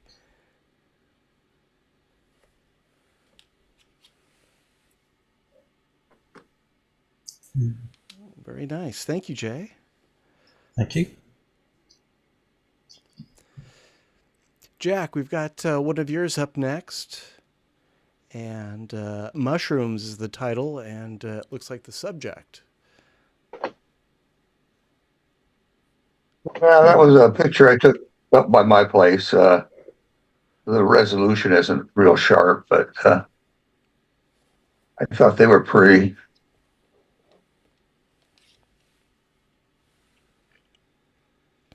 Yeah, how did what happened to the resolution? Did you crop in? or something? I'm not sure. That was taken in my front yard with my iPhone, with my cell phone, and I don't know. I would normally have thrown it away, but I like the mushrooms so much, I decided to go ahead and do it. Yeah, I think this has some great depth in it. It's really cool. I mean, seeing how the mushrooms jut out. I am seeing a lot of retinal rivalry in the texture, in the tree texture. I just look at various places, and it seems to be boiling. I don't know if that's a 3D term, that's an animation term, but kind of jittering from one eye to the other. The lighting change or something changed, of course. Somebody needs to be muted, I think. They're muted. In the course of moving your phone from from one place to the other. I don't know. Does anybody else see that? It's a window violation. If you push it back behind the window, you wouldn't have that problem. But it's the highlighted area of the bark in the upper left-hand corner is forward of the frame. Well, I'm seeing it in the center of the tree. Almost everywhere where there's bark, I'm seeing a little retinal rivalry. Not a terrible amount. You could probably just throw it subtly out of focus and that would fix it. But I am seeing something. I see what you're seeing also. I think it's just it gets down to the resolution, and there are sort of different, I don't know, different patterns, different noise patterns that are causing a bit of rivalry. It's not that it's not too distracting for me. It's not as if I don't see the shape or the form of the trunk. But it's as if there's sort of like a noise or a grain or something that I see that's causing some rivalry there. Trunk's about 3 feet in diameter, so yeah, I don't know. There may be some problems with the bark in that the amount I moved from left to right, the actual shadow may have turned out a little different in those little nooks and crannies. I don't know. I guess that's possible too. Yeah, I wonder, Jack, if you still have the original photos, this original pair. It might, if you have the higher resolution originals, it might clear up these rivalry issues that we're talking about. No, I looked at it at the original, and I could see them there too. Huh. I wonder, maybe it was the phone setting or something. Because I know your Samsung is capable, as we've seen. It takes really, really high resolution shots. That said, I'm looking at this in stereo, and of course, the stereo, we're basically combining the resolution of 2 photos, so it doesn't look extremely soft to me looking at it on my devices. That's one benefit of stereo photography. Yeah. Well, looking at the side-by-side view, that right image is out of focus. Yeah, that's true. Yeah, it does. The right does look softer than the left.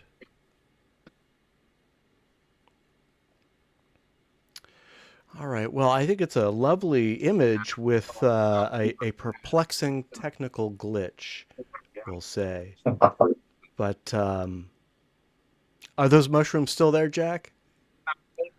I'm sorry? Are those mushrooms still there? Is it too late for a redo? They're still there, but I think they're starting to get a little ragged. Well, we'll stick with the photo that you have. I'll get them next year. All right. We'll compare them next year. Thank you, Jack. Jay, we are moving on to another aerial of yours. This is a native aerial cha-cha. Aerial Mountains 2 is the title. And same thing, cell phone. I think this was in California. And I just took a bunch at a few second intervals. And I think these were only like 2 seconds apart, maybe less. Yeah, you don't have to wait long between exposures. Yeah. Yeah, that's it. Pretty happy with the texture and depth. Yeah, I think your Yeah, the spacing is separation- just perfect. Not too extreme, right?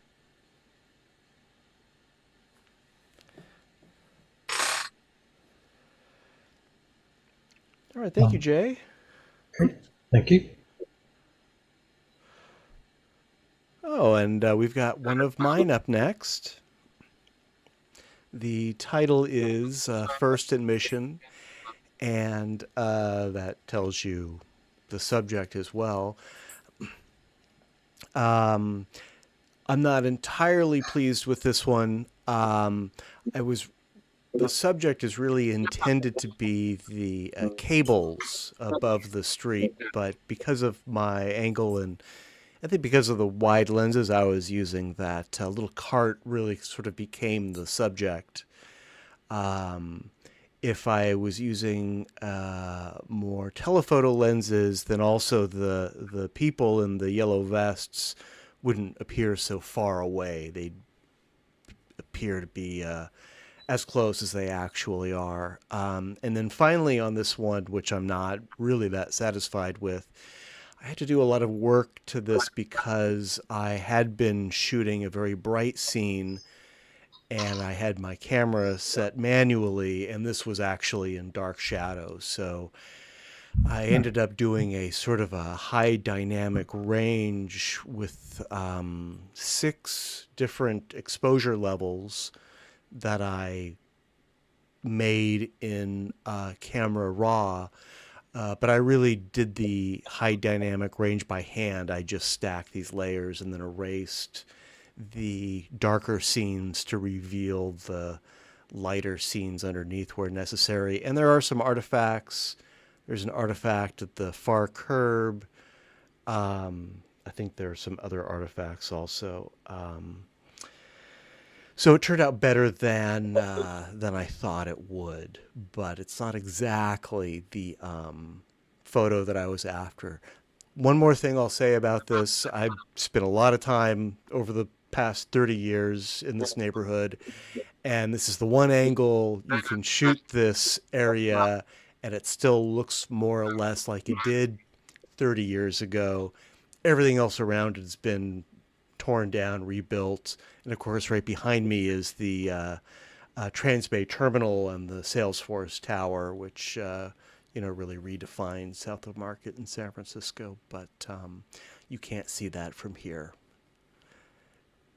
Your matching of the lighter areas and darker areas is magnificent. It looks beautifully composed and lit properly. Than I And expected. that reflection in the windshield of the building through the windshield looks quite enticing too. Oh, yeah. Worked really nicely. Yeah, thanks. I like that too. Forgot to mention that. Thanks for pointing it out.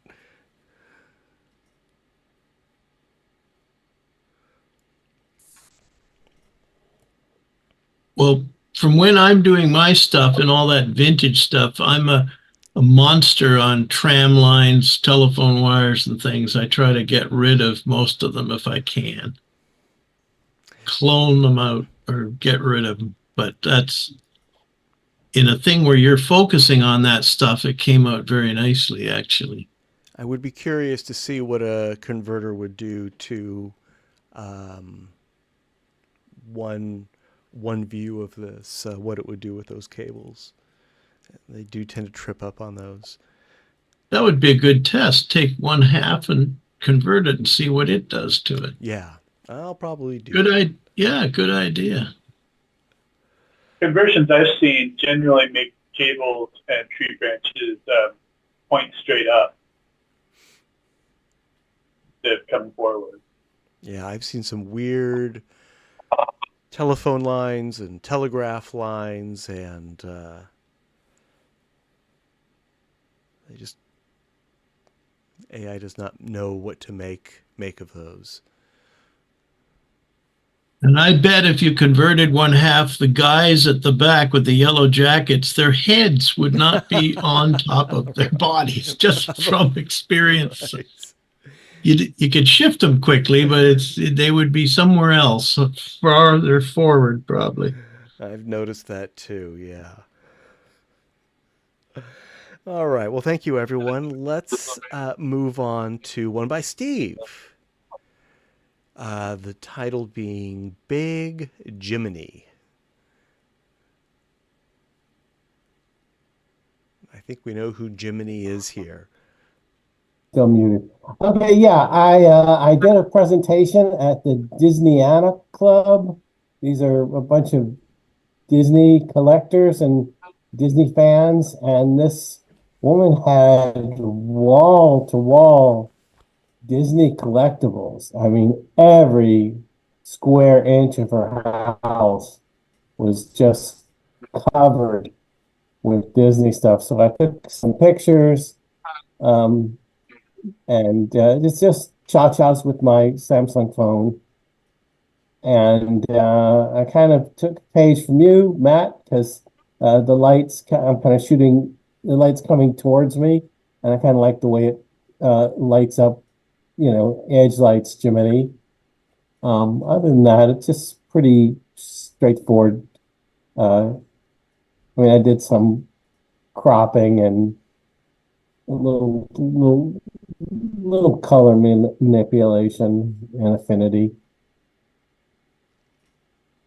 When I did paint out, there was a black square on the table. I'm not even sure what it was, but it was coming through the window, and you couldn't tell what it was, so I just painted it out.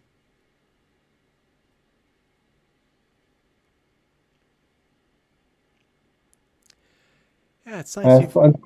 Yeah, go ahead. I was going to say, I see one error, and that is that I love how Jiminy is coming through the window, but the hat is actually cut off at the top. So it creates sort of an odd intersection there. If you have more of his hat, I'd maybe make it a false frame and have it peeking through. I should try that. That crossed my mind, but I did what I think probably a lot of people do. I waited too late to get these ready to send. Of course. And I realized, I don't know if I have time to do that. And there's plenty of hat. This is probably all there is in the picture, but it certainly would be easy to make up anything that's missing. It doesn't really look like there's much missing. Just a little corner, yeah. I can put a black bar. Yeah, I can put a black bar at the top, and that would totally push him out. That's actually worthwhile. Yeah, I should have done that. Yeah, you wouldn't have to do suggestion. Much. I think it would greatly. There's no, it'd be easy. You got a slight anomaly below Mickey on the table there that would be easy to paint out. It's yeah, I was trying to figure out what that was. I see it. I don't know why I didn't see it before, but that's probably that black square or box or whatever it was. Yeah, I was thinking that when you mentioned it. Yeah, didn't do it right. But an easy fix. Nice photo. Yeah, thanks. Steve, are those parrots on that pillow? Are they Disney characters? They must be, right? Yeah, that's the Enchanted Tiki Room. Okay, so you wouldn't want to crop that out because it is Disney. Oh, we crop it just because it's not Disney, or is it just like compositionally? bothering you? I don't know. No, I was going to suggest that if, you could crop it a little bit more tightly, but then again, you wouldn't want to lose that pillow because it does have Disney characters on it. So Yeah, I withdraw I my kinda like suggestion. I recommend you keep it as is. I'll bring back your suggestion. I think you could crop out that whatever that tube is on the right. And I was just gonna say that. It just occurred to me that probably isn't adding that much to the picture. I could crop. and you can lose a little bit of Dumbo's ear there, and it is violating the window at the top. There you go. Okay. And maybe cropping a little bit of the chair on the left without losing the pillow would be okay too. I could get a little better composition doing that. Although I like the pattern on the arm of the chair, so I want to keep some of that. Yeah. And the illumination on the chair is really nice too. I wouldn't want to lose that. It lends a lot. Steve, now is that Mickey? Is that public domain Mickey? Is that Steamboat Willie Mickey, or is that hands-off? That's a Mickey? later. That looks like about a 1934 or 5 Mickey. So, but who knows what's what? Disney's not too up in arms about people using Mickey. I mean, use Mickey, it's still a registered character. Right. So it's kind of like anybody who uses Mickey is just giving Disney free advertising. Steamboat Willie Mickey has the white hat. So this is just a photograph. I don't think there's anything wrong with taking a photograph. You're not claiming it's your Mickey. It's a photograph. Right. Oh yeah, there's never a problem. Okay, I know it's getting late, but I'm gonna tell you a quick story.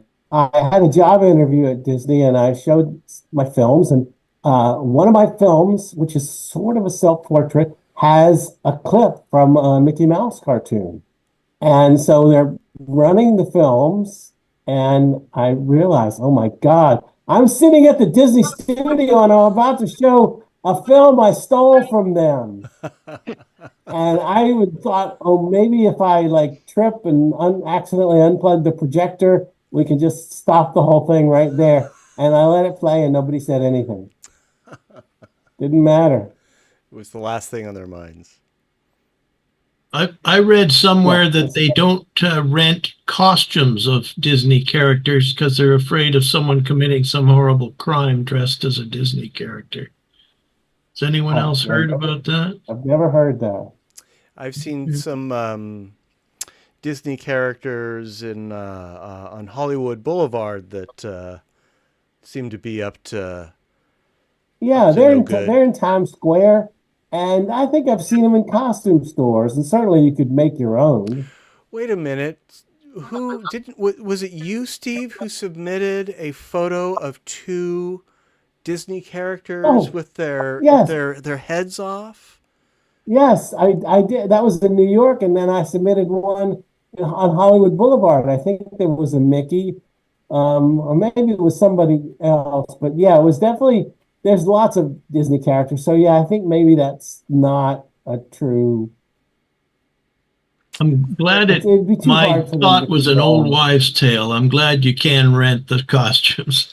They may just make them on their own. They're probably not any sort of official licensed merchandise, those street performers. But thank you, Steve. Thanks, everybody. We're going to move on. I appreciate everyone who can staying a little bit late rather than trying to rush things and wrap up by 9, which is 5 minutes away. I'll be spending the same amount of time on the remaining photos that we have, and we've got about half a dozen or so. So I hope you can stick with us. If you do need to drop off at 9 o'clock, we certainly understand. And apologies for going over. As hard as I try, I just we just always go over, so I'm not fighting it anymore. So with that, let's hear from Jack. This is a native stereo photo. The title is Ceiling Light. There's a really simple image. It's not much to say about it, but I just thought it made a pretty 3D image.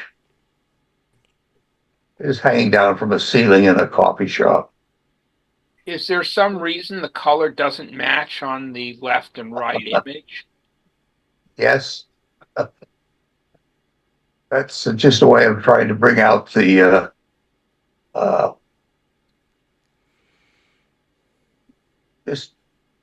do you call it? The Are you shooting for retinal rivalry? that's just a minor use of retinal rivalry. Yeah, I think it's really effective because it doesn't draw attention to itself, but it gives the photo a certain quality, kind of an iridescence almost. Yeah, that's what I felt about it. I think it really works for the subject, which is a lamp. I'm trying it with the auto stereo or auto color correction. I think it looks better when they're the same shades. Because it's really about the geometry. It's not,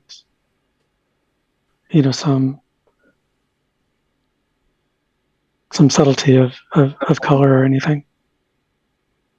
There's no reason to believe that each of us sees the same thing when we look at the image either.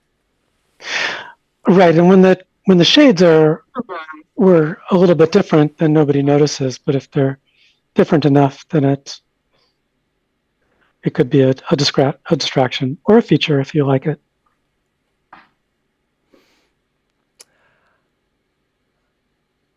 I like the retinal rivalry effect myself. And yeah, if you're not looking, if you don't know that they are different colors, you're not going to know it if you're just looking at the stereo version. It just gives more life to it to me.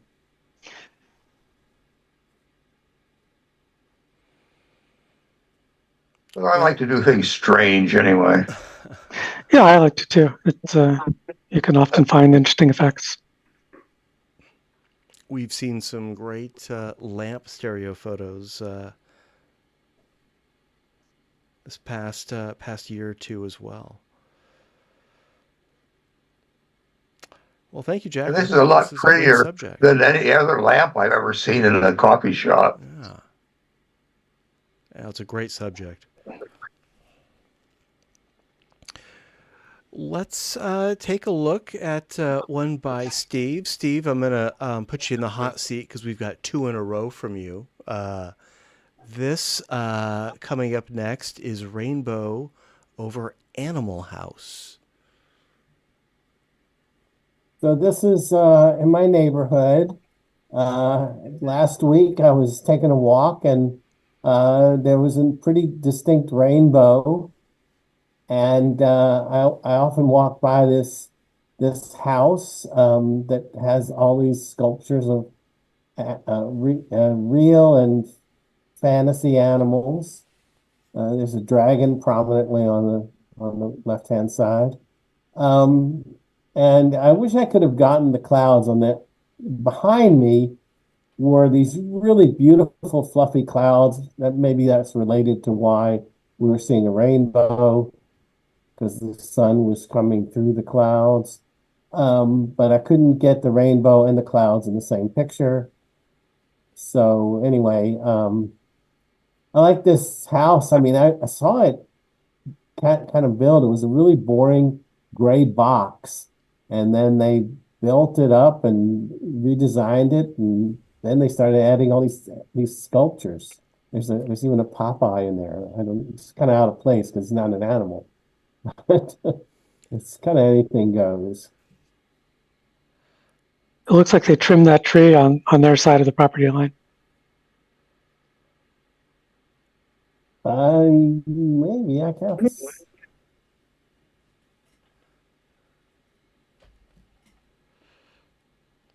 think the fence is nice in stereo.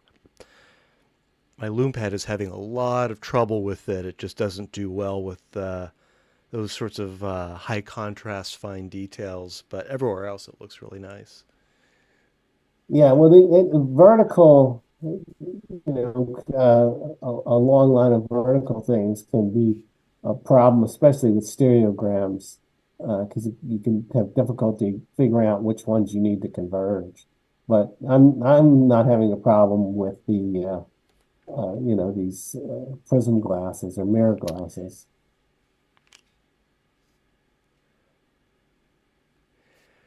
Yeah, I'm sure I photographed the same rainbow, but not in stereo. Well, it's just a cha-cha.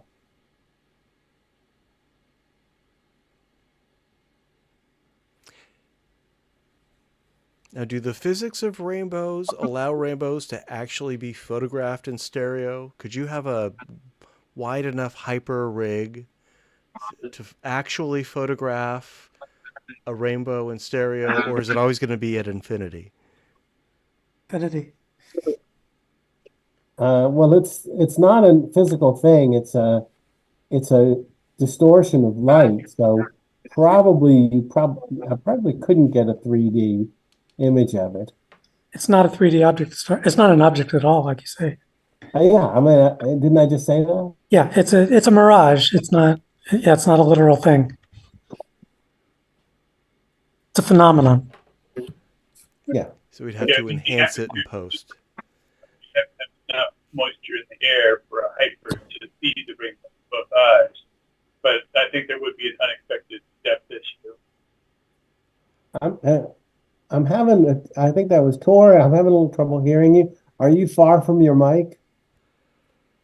I don't know what the deal is. I'm we using can the hear you. external speakers that's intruding or interfering. Do I sound better right now? Now you sound fine. You seem to kind of be going in and out. Standing directly in front of the computer. I was just saying, the thing about doing a hyper of a rainbow is you would need enough water in the air across a larger amount of space to see the rainbow from both vantage points. And if that was possible, then you might see some strange depth effect. But you'd need enough rain in the air, to see it from both perspectives.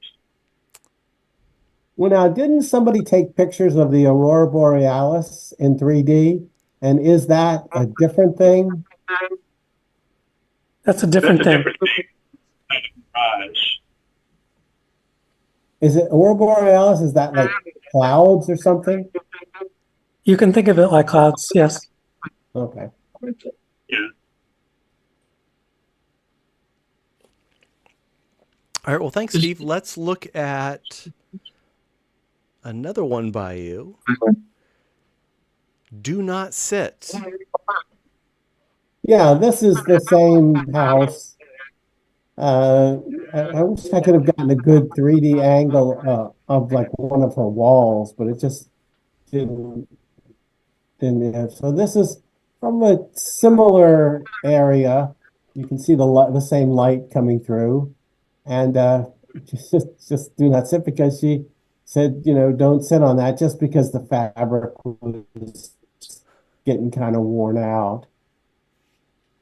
And you could sit on most of the stuff, but yeah, I don't think she wanted you touching these statues. Too bad, because it kind of defeats the purpose of that cushion being on display. Oh yeah, because the do not. Well, yeah, she could have cut the bottom of the do not sit sign so you could see the artwork a little better. I don't think there's so much other artwork to see. Is not the Sorcerer's Apprentice a sort of early form of AI gone wrong? Well, Magic AI. I don't know, call it technology. It's magic gone wrong. So I guess you could look at it as analogous to AI. I mean, there's the mythological golem, which is basically that. It's mud that's been turned into similar a story. I'd say the brooms are more like a virus because they self-replicate, continuous simple tasks. Yeah. Still denial of service. Mickey is rather violent in that way because he does murder that creature. At least he attempts to. All right. Well, thank you, Steve. Yes. Now, Steve, I think you told me that at one point Disney considered shooting Fantasia in 3D.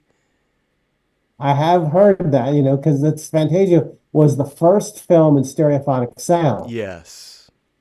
So he was definitely open to new technologies, and he did have a 3D theater in Disneyland. I don't think it was an opening, but I think by about 1960 he did have 3D. And they were also working with the multiplane. Would have been. That's right. He was very interested in depth because he developed the multiplane camera for Snow White, and that was a way of creating the illusion of depth on two-dimensional film.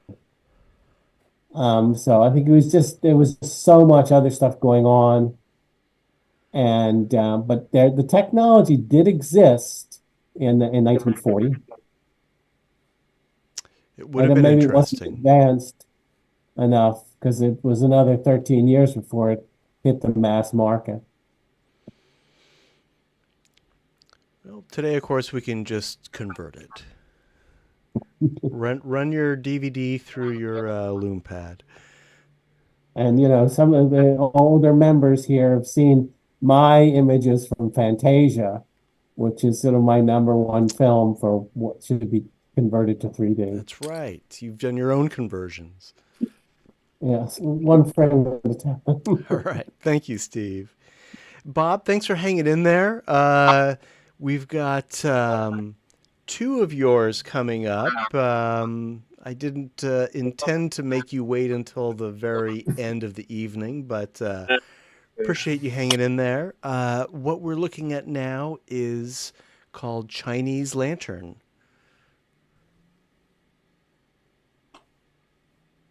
Bob, It's another there he is. Cha-cha. Hey.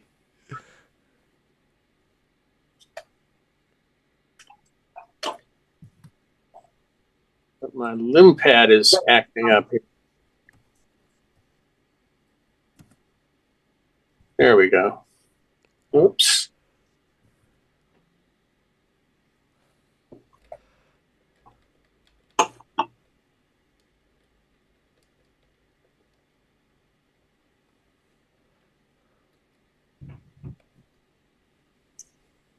People there? Yeah. Oh, yeah, okay. We've got, we're looking at Chinese Lantern. Tell us about this one. Well, I love abutilon plants, and this one finally is blooming up against my house. And whoops, there we go. Sorry about that. So yeah, it's just a cha-cha with my iPhone, and I just love these plants. Yeah, beautiful.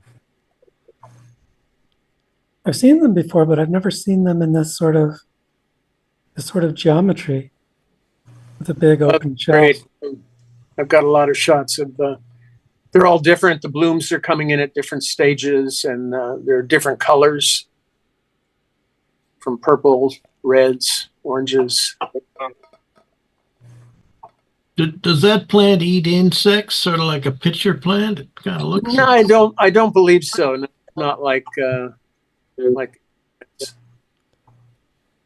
least I haven't seen it. I'll have to check on that, maybe. Great window placement too. Thanks. So when do they turn to look like this? I mean, I'm used to seeing them as they look like whole persimmons or something normally, but this is open at the bottom.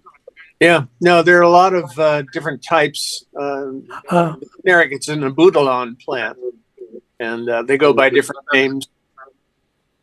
But it's just one of my favorites. I've got 3 of them on my property right now. Yeah, I've never seen this one. I love those crazy red veins. Oh yeah, I just love them.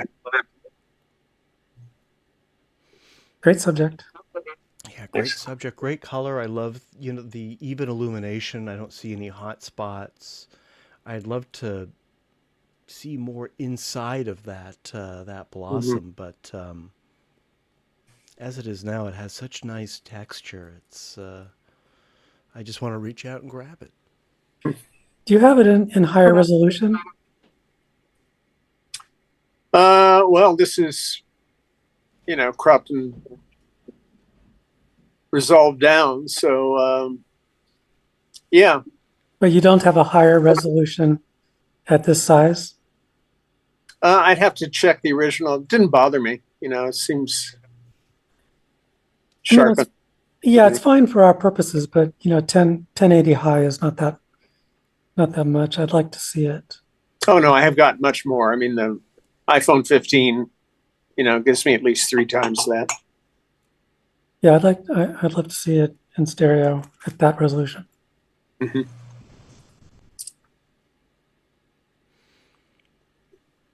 All right, thank you, Bob. We've got one more of yours, but first, we have one of mine.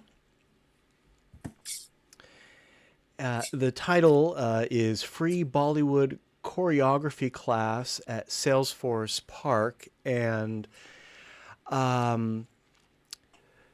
if you didn't know that this was a dance lesson, you might not realize it because everyone is so out of step.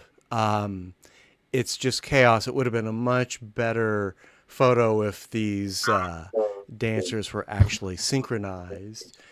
Additionally, I think if I were higher up, it would be a more interesting shot. And when I was taking this shot, I was thinking of Jay's pole extension, an invention that he showed us a while ago, which allows him to get elevation with his W3 and actually fire the shutter remotely from the base of the pole. That would let us see more faces and more of this action. As it is, I think I was lucky where the light was coming, and I took quite a few of these. This is the one I chose. None of them were any better in terms of these dancers being more coordinated, but this one we could see their faces, and they do look like they're having fun.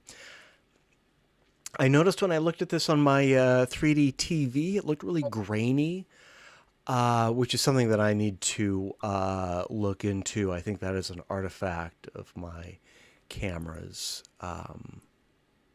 Looks okay now. I don't know if anyone else out there is having the same experience. Yeah, this was actually on St. Patrick's Day of all things. So yeah, lots of changes in the city as well.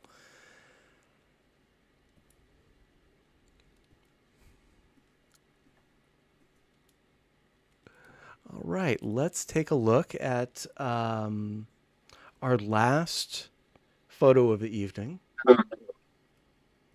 That is by Bob. And hey, back at Salesforce. It's Salesforce Transit Center, San Francisco.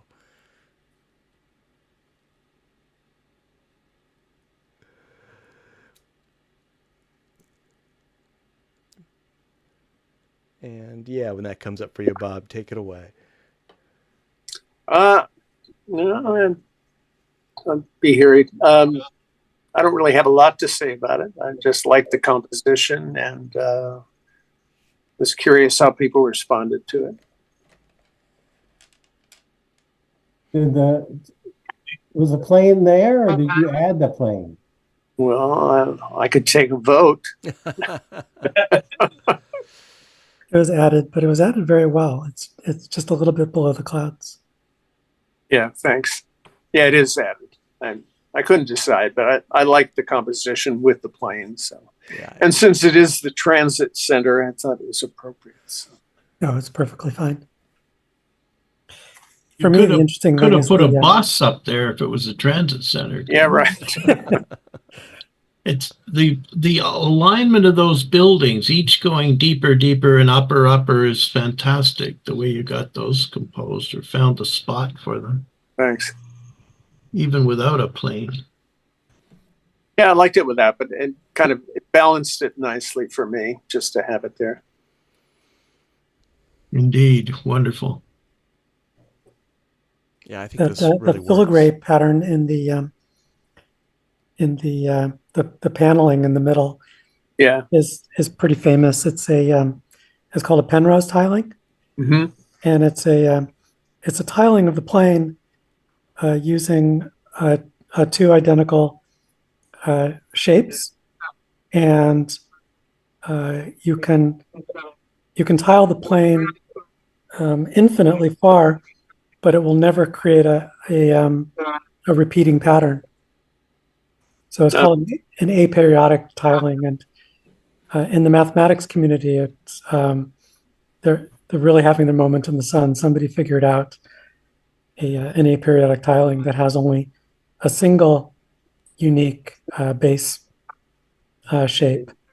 And, No, I love it. I love the texture and the contrast with the other surface. Yeah, it's a weird thing. I mean, math people really love it because of what it represents. But then I think aesthetically, I want to see a pattern, and there is none. So it's for me, it's kind of frustrating. But mathematically, it's very interesting.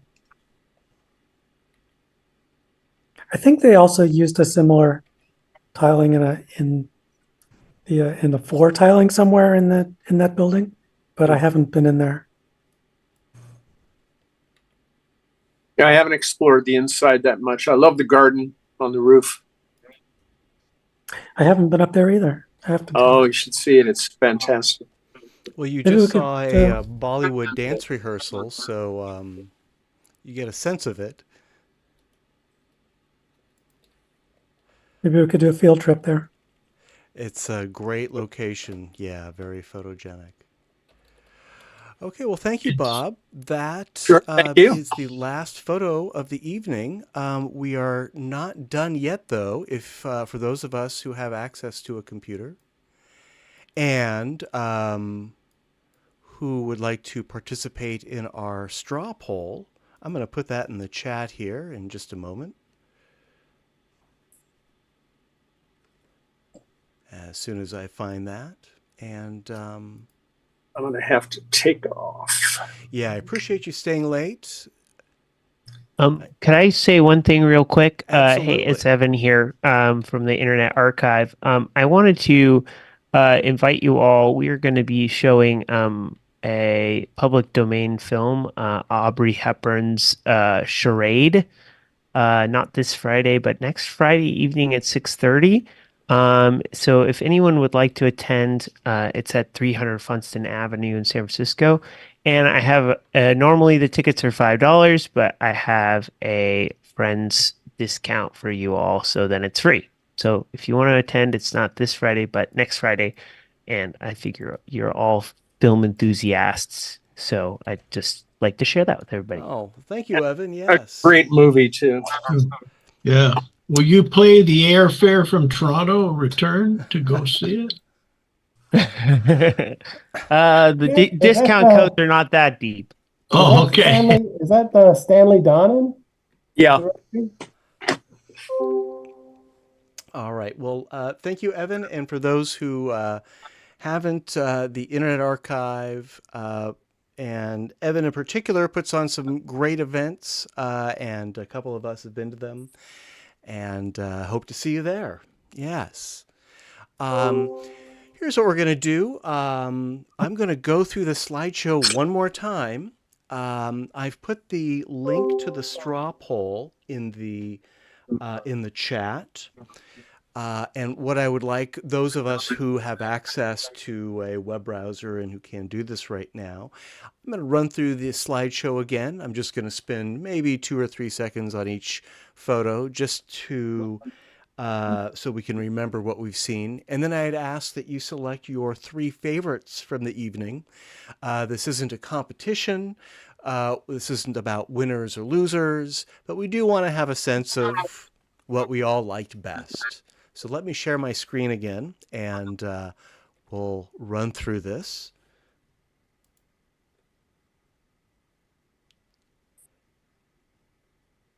And of course, those of us who are following along on the YouTube streams, there'll be a lag of a few seconds. We're starting with image number 1 here. Peter's conversion, 3rd Avenue, Seattle, 1934. And let's go through these real quick. This is Aerial Mountains 1 by Jay.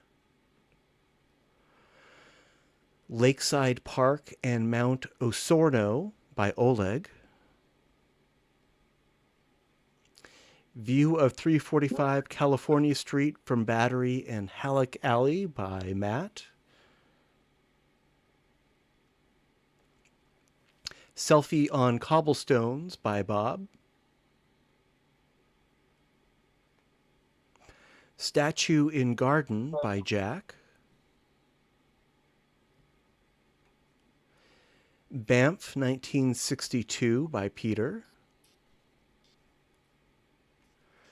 Workmen on Ladders at Wall by Oleg. Street with Puddle Reflection in Chile by Oleg.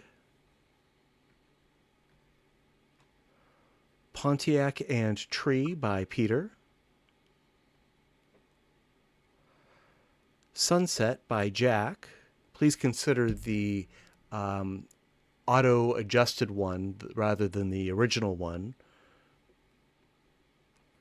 Safety Last by Peter Sinclair. Photographers Capture Volcan Osorno by Oleg. Carrots Farmers Market by Bob. Robert Bloomberg, I should say. Log by Jay. Mushrooms by Jack.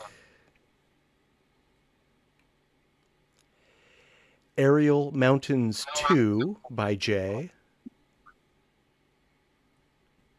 First and Mission by Matt.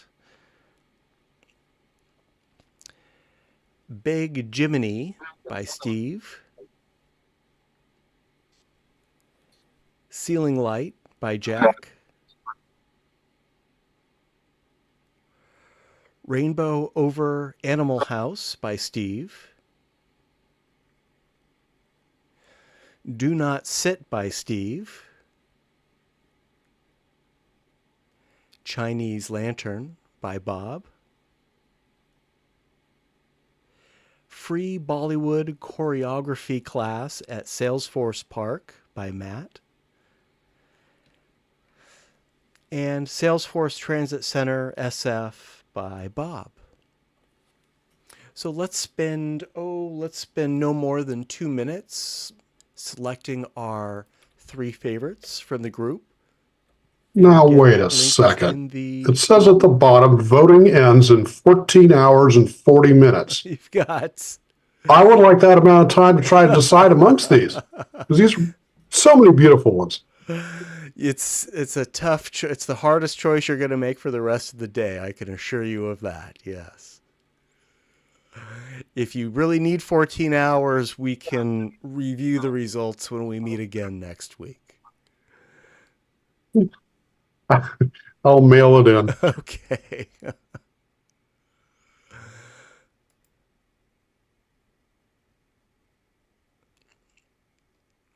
And then while we make our selections, I will just add that our next meeting is next week. That is Tuesday, April 9th. we have our special subject, that is using the Stereo Photo Maker mirroring feature, although you don't need to use Stereo Photo Maker if you prefer to do the same kind of effect in Photoshop or another program, that's fine. And if you have not yet submitted mirrored photos for next week, I will accept them up until Sunday the 7th. So it's not too late to get those in. I've received quite a few already, and I'm looking forward to showing them.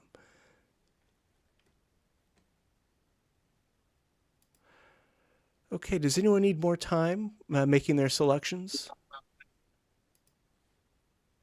I'll give it another 20 seconds before I show the results.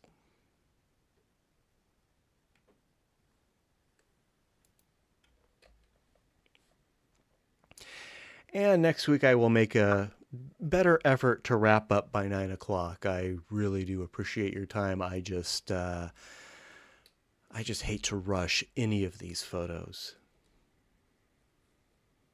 All right, let's take a look at our results.